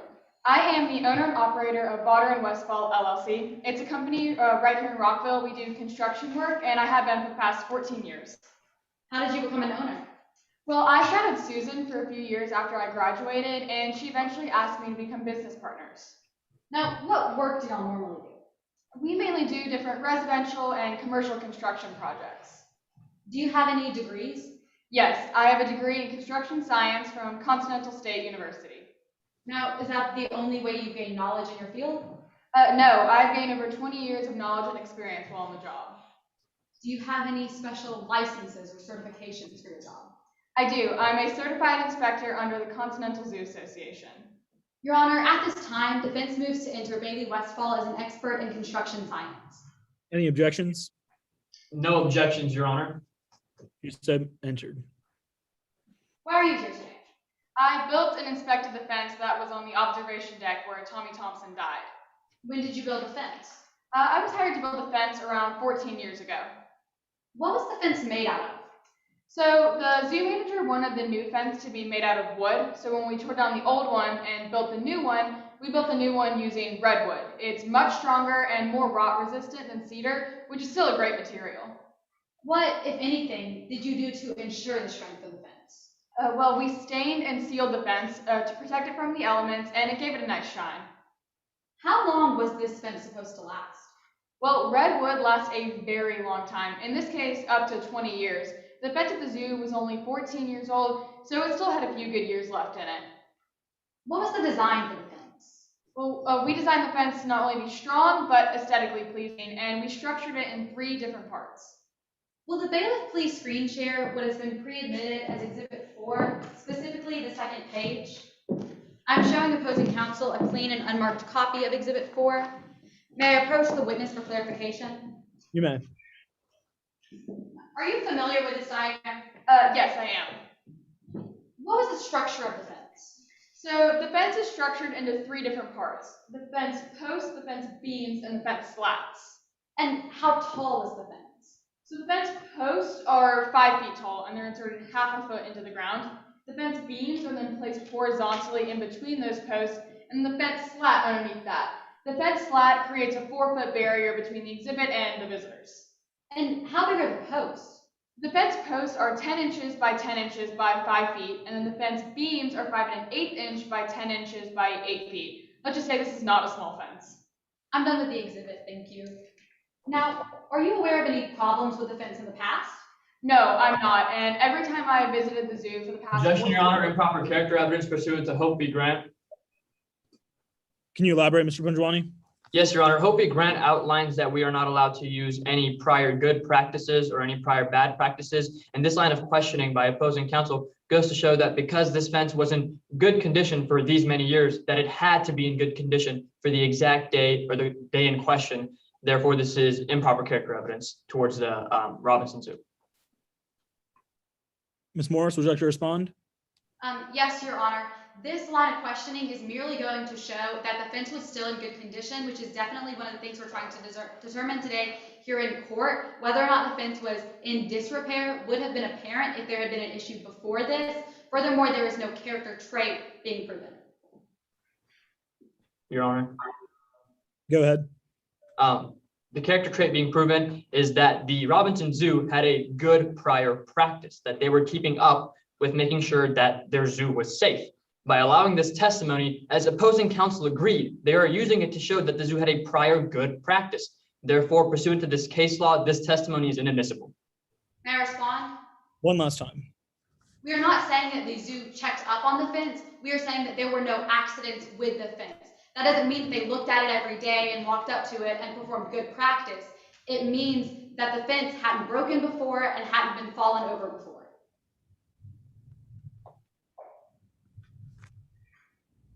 Your I'm Honor. just saying the objection. Please move on, Ms. Morris. Now, you inspected the exhibit, right? I did, and there was a specific incident where Jordan Hastings, the zoo manager, called me in because Harper Reynolds had raised some concerns about the baboon exhibit. Did you go?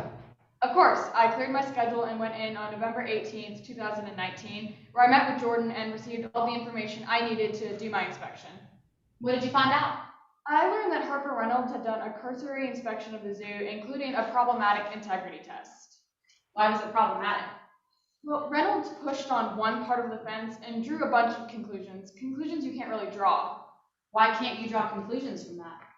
First of all, wood bends when you put pressure on it. It's natural that wood bends a little bit, but that doesn't mean it's going to break, and Reynolds didn't really seem to take that into account. Second of all, in order to test the actual strength of the fence, more in-depth testing would have needed to be done, such as different density tests using different weights on the fence.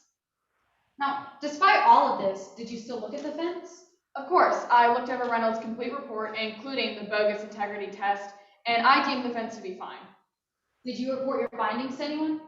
I did. I reported my findings back to Jordan Hastings, saying that the fence was in good condition, but I did send an estimate for a new fence, just in case. Did you ever hear back from Jordan? No, but I didn't expect to. As I've said, the fence was in good condition. They didn't need to think about replacing it for a few more years. There was no need for him to contact me. Now, in your expert opinion, what, if anything, could cause the fence to break? If someone were to put their full body weight directly on top of the fence, like if they were to stand on it or do a handstand on the beam. But that would only cause the shifting of that top beam. There would still be that 4-foot barrier between them, the visitors in the exhibit. What do you mean? Well, we purposely designed the fence so that if that top beam were to come out of place, there would still be the 4-foot barrier between them because of the slat. So if someone were to lean on the beam and it were to shift out of place, they would still have 4 feet in between them and the exhibit. Now, did any additional steps need to be taken before the exhibit could be reopened? No, Jordan Hastings did everything right. He contacted me, a licensed inspector, and the person who built and has been inspecting the fence for the past 14 years. I deemed the fence to be safe, and it would have been as long as its visitors had used it properly. No further questions. May I approach the witness to retrieve the evidence? You may. Cross-examine.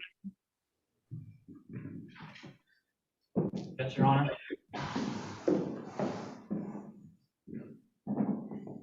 Now, before I begin, may I inquire as to how much time the plaintiff has remaining for cross-examinations, Your Honor? 7 minutes and 35 seconds. And can you, Your Honor, and Ms. Westphal see and hear me clearly? Yes. Your Honor, I request that the bailiff please screen share page 2 of Exhibit 4. Okay, yeah. My Wi-Fi cut out for a second. I'm back now. Yes, Your Honor. Page 2 of Exhibit 4. Yes, Your Honor. Now, Ms. Westphal, you would agree that the fence slat combined with the fence beam makes a barrier made up of 4 feet? No, the fence slat is actually 4 feet. So this exhibit, it accurately depicts the way the fence is structured, but the measurement on the fence slat is unfortunately incorrect. But that fence slat is 4 feet. So that fence beam actually adds a little extra barrier. So just to clarify for the jury, this diagram of the fence which you used is incorrect?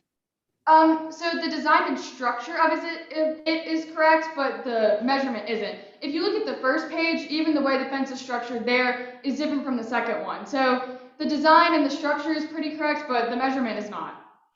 Right, but this exhibit that's been used all throughout court today says that these slats are 3 feet tall, correct? Yes, I didn't make this exhibit, but I did build the fence, and the fence slab is 4 feet tall. Thank you for screen sharing, bailiff. Now, Ms. Westphal, when you went down to inspect this fence, you spoke with Mr. Jordan Hastings, I did. He's the manager of the zoo. and he gave you the original inspector's report, correct? Yes, he gave me Harper Reynolds' report. Right, so just to clarify for the jury, Jordan Hastings had Harper Reynolds' report?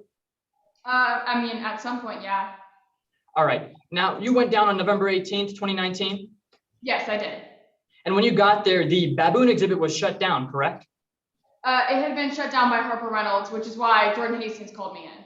Right. Your Honor, I request that the bailiff please screen share what has been previously marked as Exhibit 3 and has been pre-entered per stipulation 9.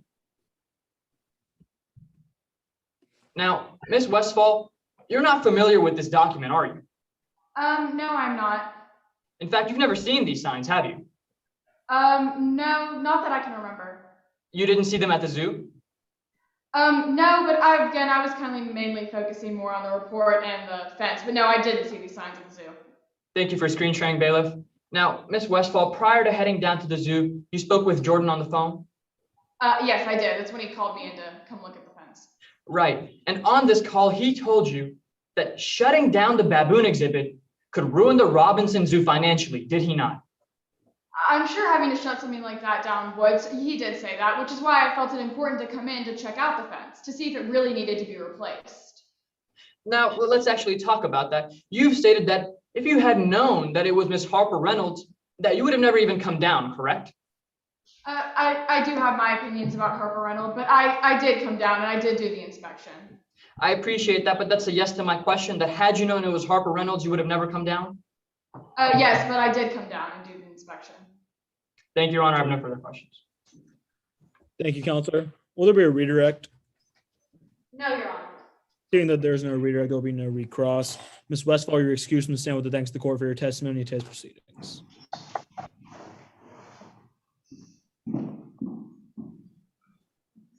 Time.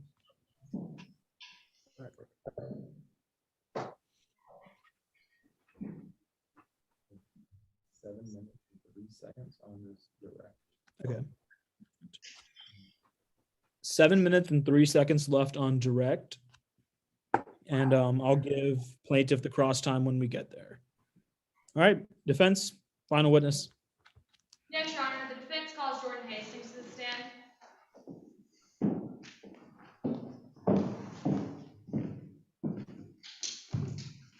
Please state your name for the court, spelling last for the record. My name is Jordan Hastings. That's Hastings. Where did you attend school?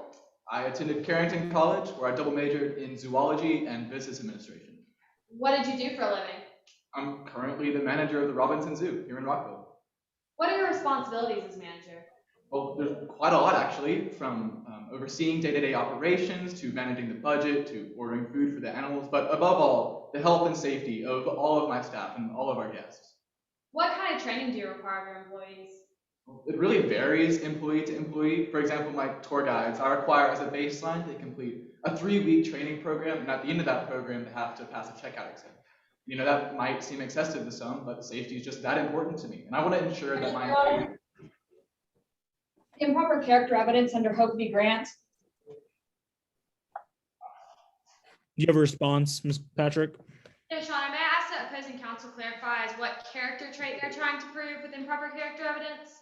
Yes, Your Honor, that the Robinson Zoo was in the habit of being safe, the character trait of safeness. Would you like to respond, Ms. Patrick? Yes, Your Honor. I don't see how the Robinson Zoo's character trait of safeness is in fact a character trait that we would be trying to prove today. Your Honor, if I may. You may. Pursuant to Hope v. Grant, the defense may not offer evidence to show that because the Robinson Zoo acted one way in one instance, that they acted another way in a subsequent unrelated incident. And the character trait in question today is safeness, that Mr. Hastings was acting safe on this incident in question with training, and therefore was subsequently acting safe on the incident in question. These two are unrelated and call for propensity evidence, making them inadmissible. May I respond? One last time. There was no prior instance that we were using to prove an instance now. Ms. Patrick, can you repeat that? I cut out. Yes, Your Honor. There was no prior instance that the witness stated that was being used to prove safety in today's case. I'm gonna allow it. Overruled. Would you like me to restate the question? Sure. What are your responsibilities as manager? Well, like I said, there's quite a lot. But again, my top priority is all of the safety of my staff and guests. And what kind of training do you require of your employees? Again, it varies employee to employee. I require a 3-week period of training for my tour guides. It's different for aides or assistant managers.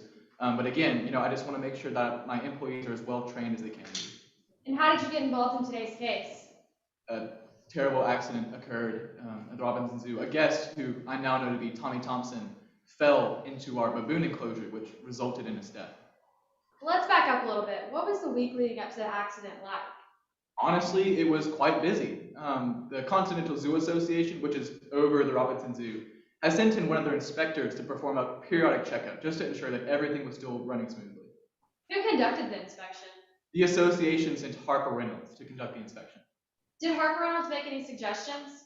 Yes, she did. Harper suggested that we should post some warning signs in and around some of the exhibits, but the biggest suggestion that Harper made was that we should close down the baboon exhibit until further notice, until it was inspected by another contractor.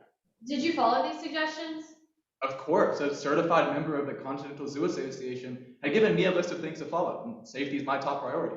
I immediately closed down the exhibits and posted the warning signs. Would you recognize a copy of these warning signs if I showed them to you today? Yes, I would. Your Honor, will the bailiff please screen share Exhibit 3? Can I show you opposing counsel a clean and unmarked copy of Exhibit 3? May I approach the witness for identification? You may. What are these? These are the warning signs I posted. In referencing the first page, could you read the first bullet? Yes, it says, do not climb or stand on top of any of the railings. And could you read the second page of Exhibit 3? Yes, it says, warning, standing on railing is not allowed, handstand on railing is not allowed, climbing on railing not allowed, leaning on railing is allowed. So did you post these in front of the baboon exhibit? Yes, I did, and more specifically on the actual observation deck. Thank you, I no longer need Exhibit 3. What other, did you make any other safety precautions? Yes, I did. After receiving and implementing Harper's recommendations, I decided to hold a staff meeting and send out a sound of emails, just to ensure that all my employees were on the same page about the baboon closure.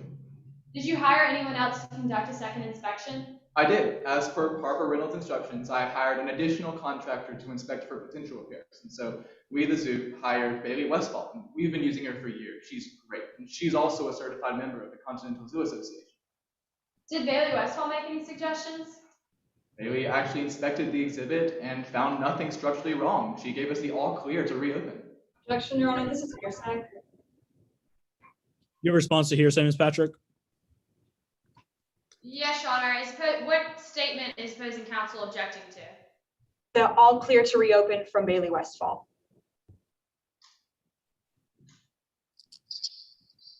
May I respond? You may. Your Honor, pursuant to Rule 801, this is not being used to prove the truth of the matter asserted, but rather the effect upon the listener. Your Honor, if I may. You may. Regardless of my opposing counsel's non-truth purpose, it still goes to show that the exhibit may or may not have been safe to reopen, which the jury will hear and take into account when they deliberate. Therefore, this is an out-of-court statement that is inadmissible. Overruled. So did you reopen the exhibit?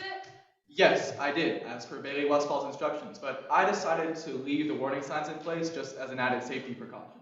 And I also sent out another round of emails and held another staff meeting to let my staff know that the exhibit was now once again open. When was this? November 19th, right after Bailey had given me the all clear. I made sure that all my employees knew about the reopening. I held a staff meeting, I took attendance, and every one of my employees was present. Did you follow all the recommendations given to you by the Continental Zoo Association? Yes, I did. From originally posting the signs, to shutting down the exhibit, to hiring an additional contractor, and following proper procedure when reopening. Safety is my top priority, and I did everything I could. No further questions. May I approach the witness to retrieve the evidence? You may.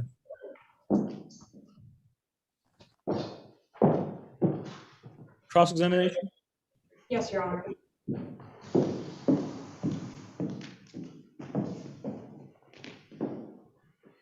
Before I begin, can Mr. Hastings see and hear me clearly? I can. All right. So I want to start by addressing some things that you said on your direct examination. You told the court that you followed all of Harper Reynolds' instructions. Is that correct? That's correct, with all the information from both experts that was given to me. Right, but Harper Reynolds told you that the baboon observation deck had to be closed until she gave her approval, didn't she? She told me that it was closed until it was inspected for potential repairs from a different contractor. But you did open it without gaining her approval to reopen? That's correct. I didn't need to. I had the permission from another certified member of the Continental Zoo Association. But didn't you say that you followed Harper's instructions? That's correct. I followed everything needed to be safe using the information that was given to me. And Harper's instructions were to inform her if you were reopening the deck. That's right. Bailey Westfall had actually expressed that she wanted to talk to Harper about the reopening of the exhibit. So I just decided to let the experts talk about it. I appreciate that, but going back to my question, you didn't tell Harper Reynolds that you were reopening the deck. Again, Bailey told me that she would, so I didn't need to. And now I want to talk about the warning signs. You say that you posted these on the baboon observation deck, right? That's correct. In the observation deck, on the exhibit itself, and around the zoo.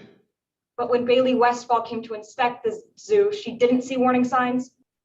I have no idea what Bailey Westfall saw or not, but I do know that I did post those warning signs. All right, now I want to talk about you as the zoo manager. So I understand that the week of November 10th was one of the craziest you had ever seen. That's right. It's probably the craziest since I've worked there in my college days. But, nothing me and my competent staff couldn't handle. It's because on top of sick animals and employees needing to be trained, Harper Reynolds was coming to the zoo. That's right. It's something that happens every year. It's just a periodic inspection just to make sure that everything is still running smoothly. But what made this year different is that the baboon observation deck had to be closed immediately. That's right. That was Harper Reynolds' recommendation. And when you called Bailey Westfall to the zoo, he inspected the baboon observation deck. That's right. She was the second contractor that Harper Reynolds instructed me to hire. And Bailey Westfall's inspection didn't cost anything to you. No, it didn't. Harper Reynolds' inspection didn't cost anything to you either. One of the great things about being a member of the Continental Zoo Association is that they cover a lot of those expenses. Just like safety is important to me, financial resources is really important to the Continental Zoo Association. But the Continental Zoo Association wouldn't have covered the expense of fixing the baboon observation deck. No, they wouldn't have. And although it would be a really high price to pay, it's a cost that we would have much be willing to pay if the time was right. But you didn't pay that cost, did you? No, because it wasn't needed to at that time. And on the afternoon of November 19th, you told employees that you were reopening the baboon observation deck. That's right. I got the all clear from Bailey Westfall. So I'd like to show you an email between you and one of your former employees from that same day. You would recognize this? Most likely. What's the email you're referring to? Exhibit 10, an email between you and Avery Fields. Yes, I do recognize that. Your Honor, at this time, I request that the bailiff please screen share Exhibit 10. So this is a record of your email correspondence. That's one of the emails that I sent to Avery Fields, correct? And it's fair and accurate? Yes. And this this email was sent at 10:06 a.m. on November 19, 2019. That's correct. And in this email, Mr. Fields tells you that he saw Sam Lowry giving a tour on the baboon observation deck that morning, doesn't he? That's right.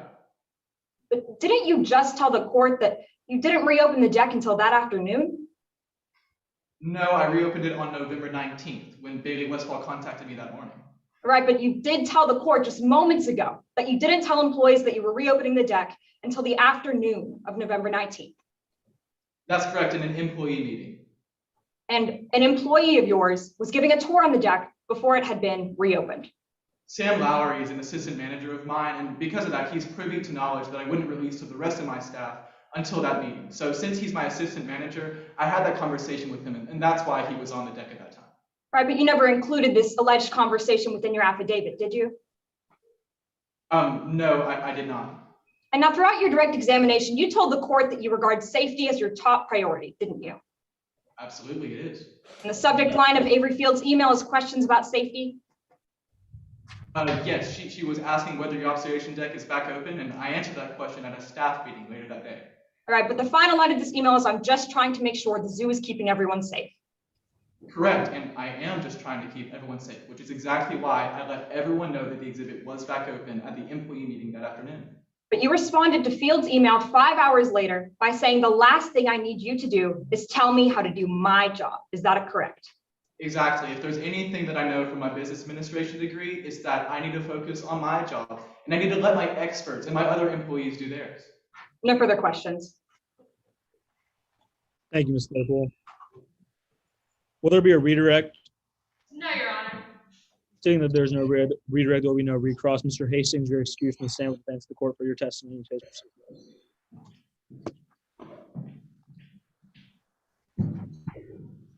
Is there anything further from the defense? No, Your Honor, the defense rests. Thank you, Counselor.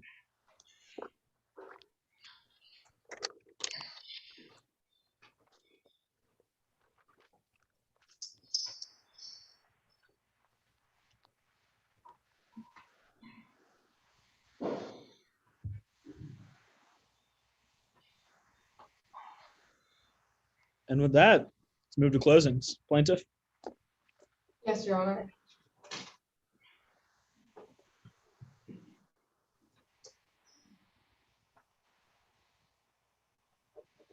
Before I begin, I'd just like to make sure that Your Honor and opposing counsel can hear and see me clearly. We're good. They cut corners. They cut Tommy's life short.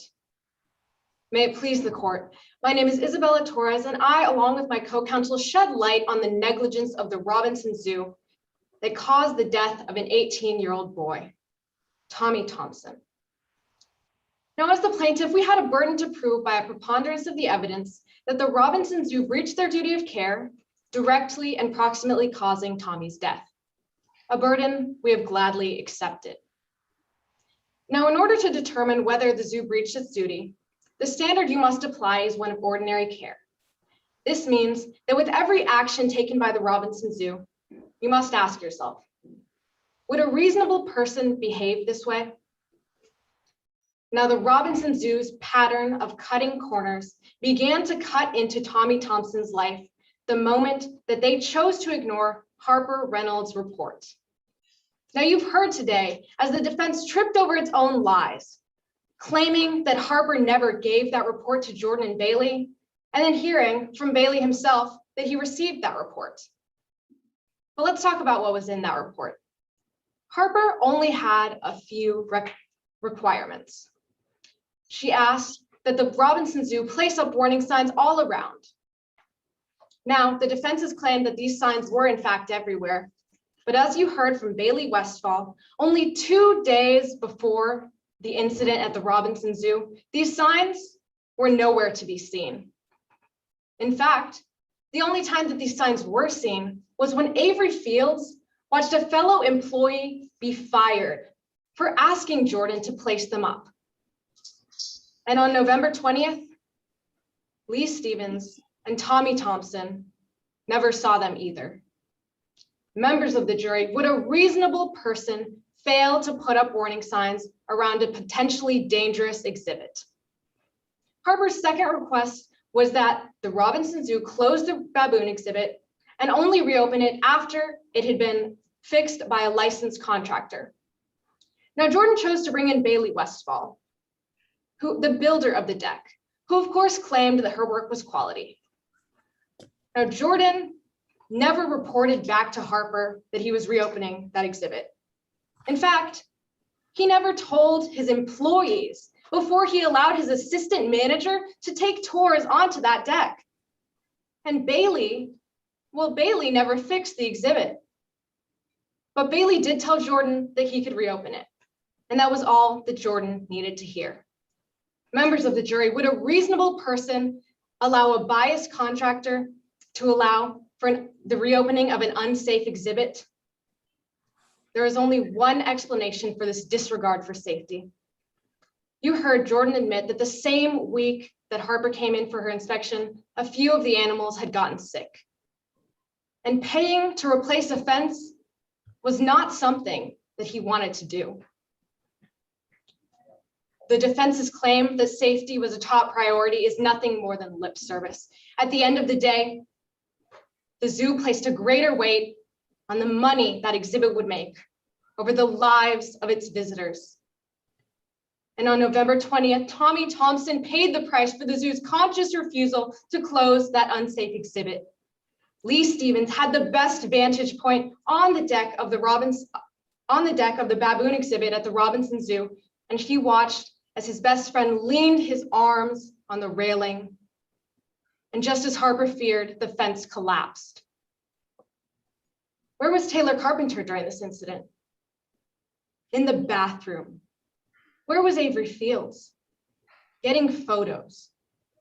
Tommy Thompson died under the care of the Robinson Zoo, and no one was there to stop it. Now, I know you've heard the defense's attempts to distract you with tales about phones and bad behavior, but members of the jury, this isn't a case about click-clack. This is a case about life and death. Every action taken by the Robinson Zoo, every corner cut is an example of their negligence. It is what demands a verdict of liable. Thank you. I'd like to reserve any remaining time for a possible rebuttal. Thank you, Ms. Torres.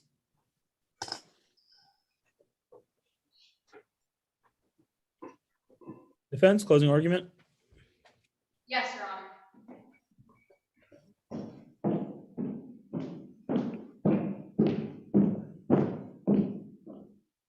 May it please the court, opposing counsel, Your Honor. My name is Anna Kate Morris, and I, along with my co-counsel, Morgan Patrick and Vincent Novena, represent the defendant, the Robinson Zoo, in today's case.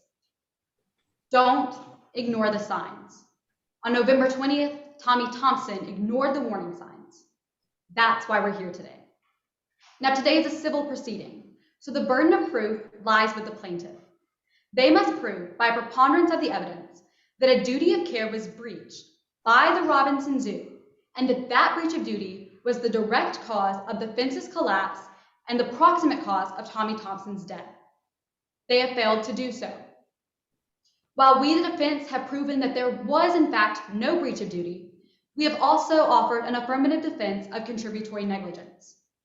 What that means is that even if you believe a breach occurred, we contest that it was Tommy's actions and not that of the Robinson Zoo that caused his death.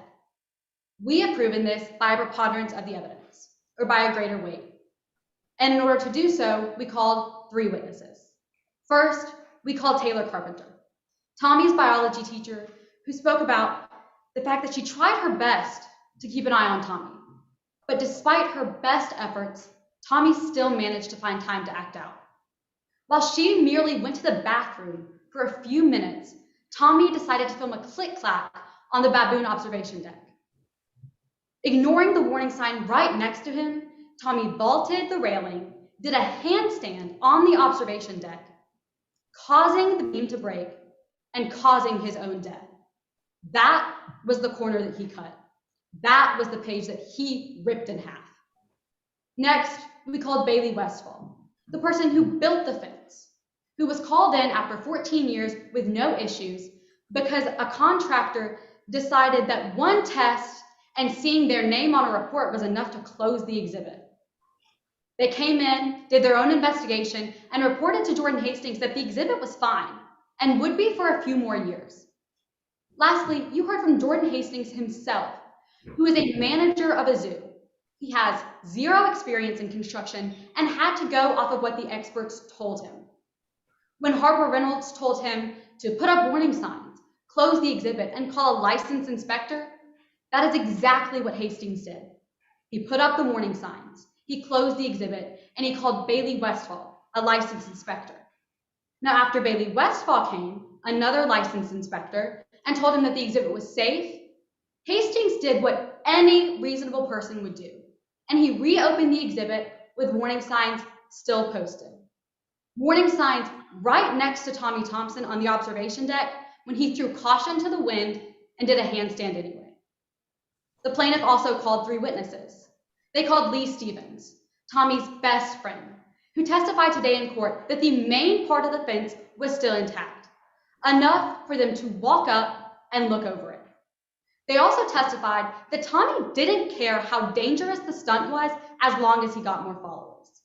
He filmed his videos every Wednesday. The trip to the zoo was on a Wednesday. Next, they called Harper Reynolds, the engineer who based all of their conclusions about the exhibit on one bogus integrity test and ill feelings about another contractor. Lastly, they called Avery Fields, an ex-employee who hates the Robinson Zoo and hates Jordan Hastings. Avery can't even decide if they saw the fall or not. Avery's testimony is so confusing that it's wholly unreliable. Don't ignore the signs. These are the best witnesses the plaintiff could come up with. A best friend who now regrets filming their best friend's last moments, a spiteful ex-employee, and an engineer who decided to let bias impugn on their expert opinion. A side with no case will have witnesses that reflect just that. With so many cracks in their case, something was bound to break. Tommy didn't cut corners. He ripped the paper in half. He chose to get on the railing and do a handstand, an action clearly prohibited. That is why I must ask you for the only fair and just verdict. A verdict holding the Robinson Zoo not liable for Tommy Thompson's death. The signs are clear today. Don't ignore them. Thank you. Plaintiff rebuttal. Yes, Your Honor, may I inquire as to how much time I have remaining? 18 seconds. Yes, Your Honor, very briefly.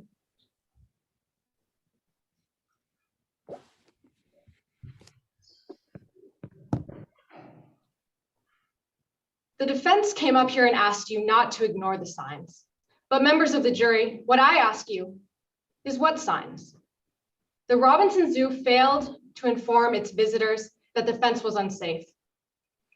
They cut corners and they cut Tommy's life short. Thank you. Thank you, Ms. Torres. And with that, court is now adjourned. A verdict will be delivered in the next 5 to 10 minutes. So I ask that both teams, you guys keep your camera and your mics on. As during normal judicial, you can converse with it among yourselves, but let's all kind of stay in trial mode. Okay.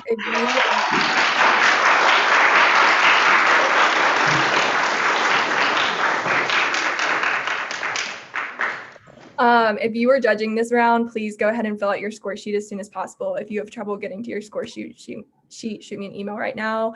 I'm just going to say before I go tabulate everything, that was awesome. Thanks, you guys. I have, without a doubt, I believe you guys were the 2 best teams. You guys were both great.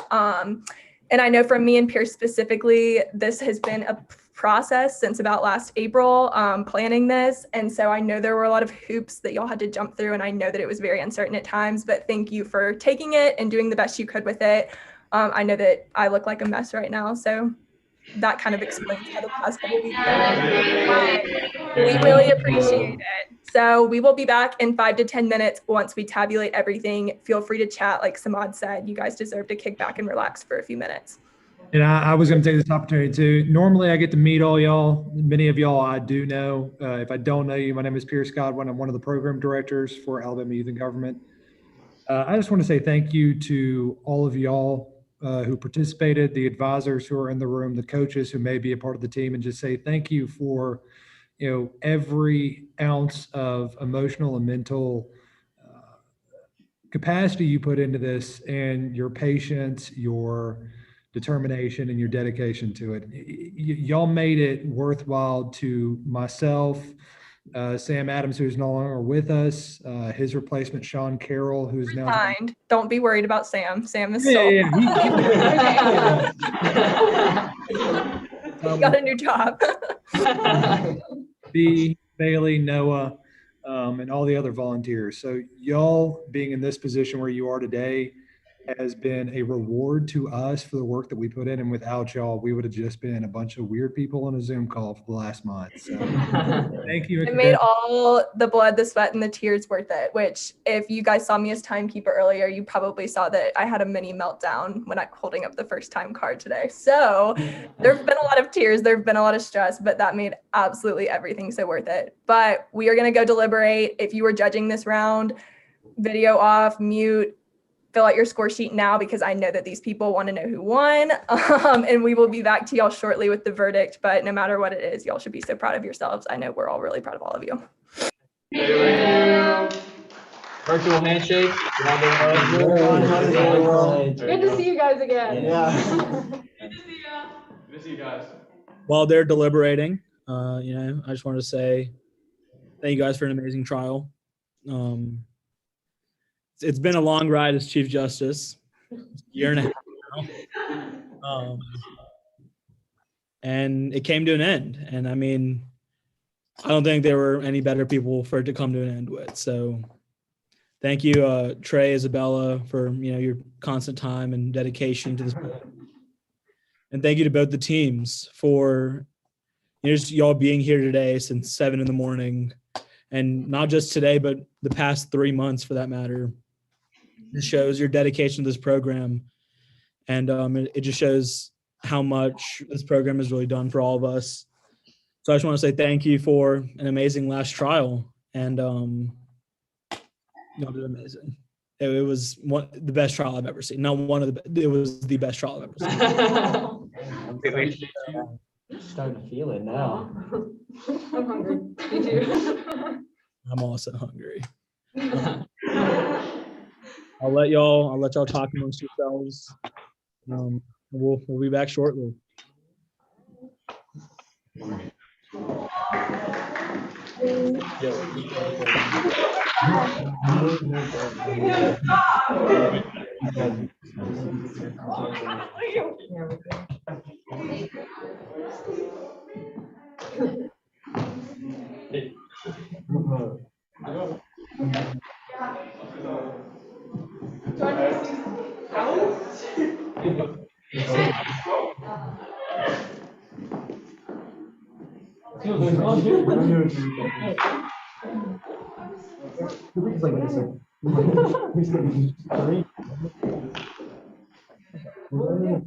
We are?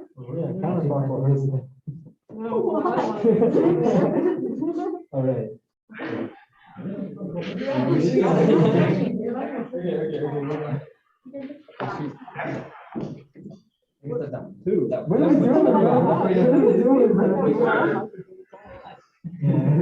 We got a hug. How are you?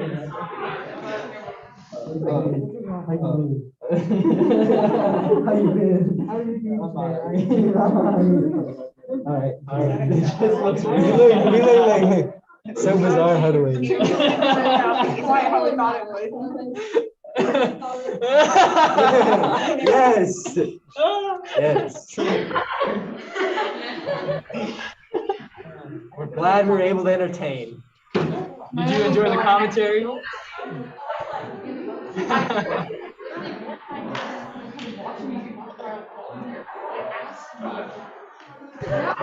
does not know this can count.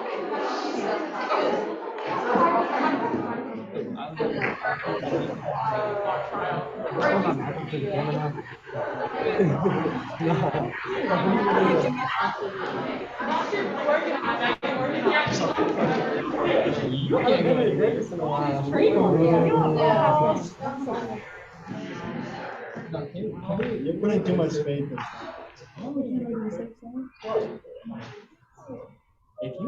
if this can get killed, Sonya's not gonna read this.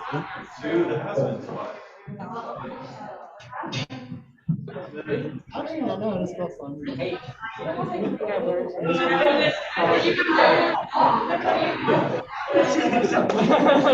No, you did it. Hey, at least how to do it without like any aid. Yeah. Something workable. Step in the right direction.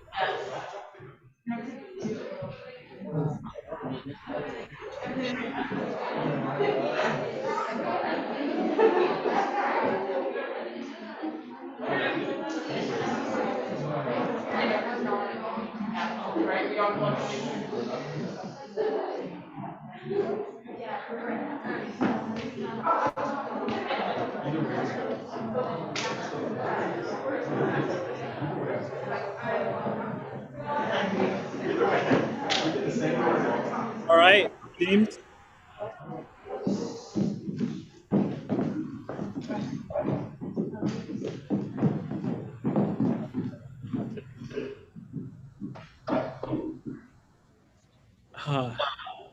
It's nice holding all the power in your hands. Before I announce the ballots and who won this trial, as always, amazing job. Very proud of both teams. I mean, I know pretty much all 12 of y'all personally, and we're good friends. So it was fun sitting behind the bench for this one. But with that being said, I received the text, and after tabulating the ballots, the winner of the trial is Team 201. Congratulations, everyone.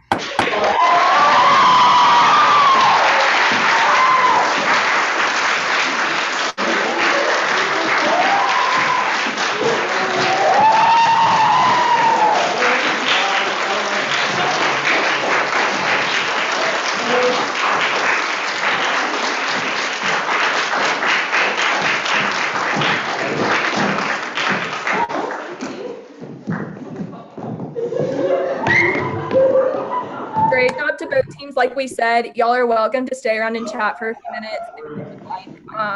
I know that y'all are both at your schools, so I'm sure you guys have a lot to do, but really just want to reiterate from the bottom of our hearts, especially me and Pierce, thank you guys for being here. Thank you for dealing with us through the inclement weather situations. We weren't sure if this was going to be able to happen at all about 24 hours ago, so you guys made all of it worth it. So you should be very proud of yourselves. We're very proud of all of you. And yeah, enjoy the rest of your day. Feel free to hang around and chat for a few minutes.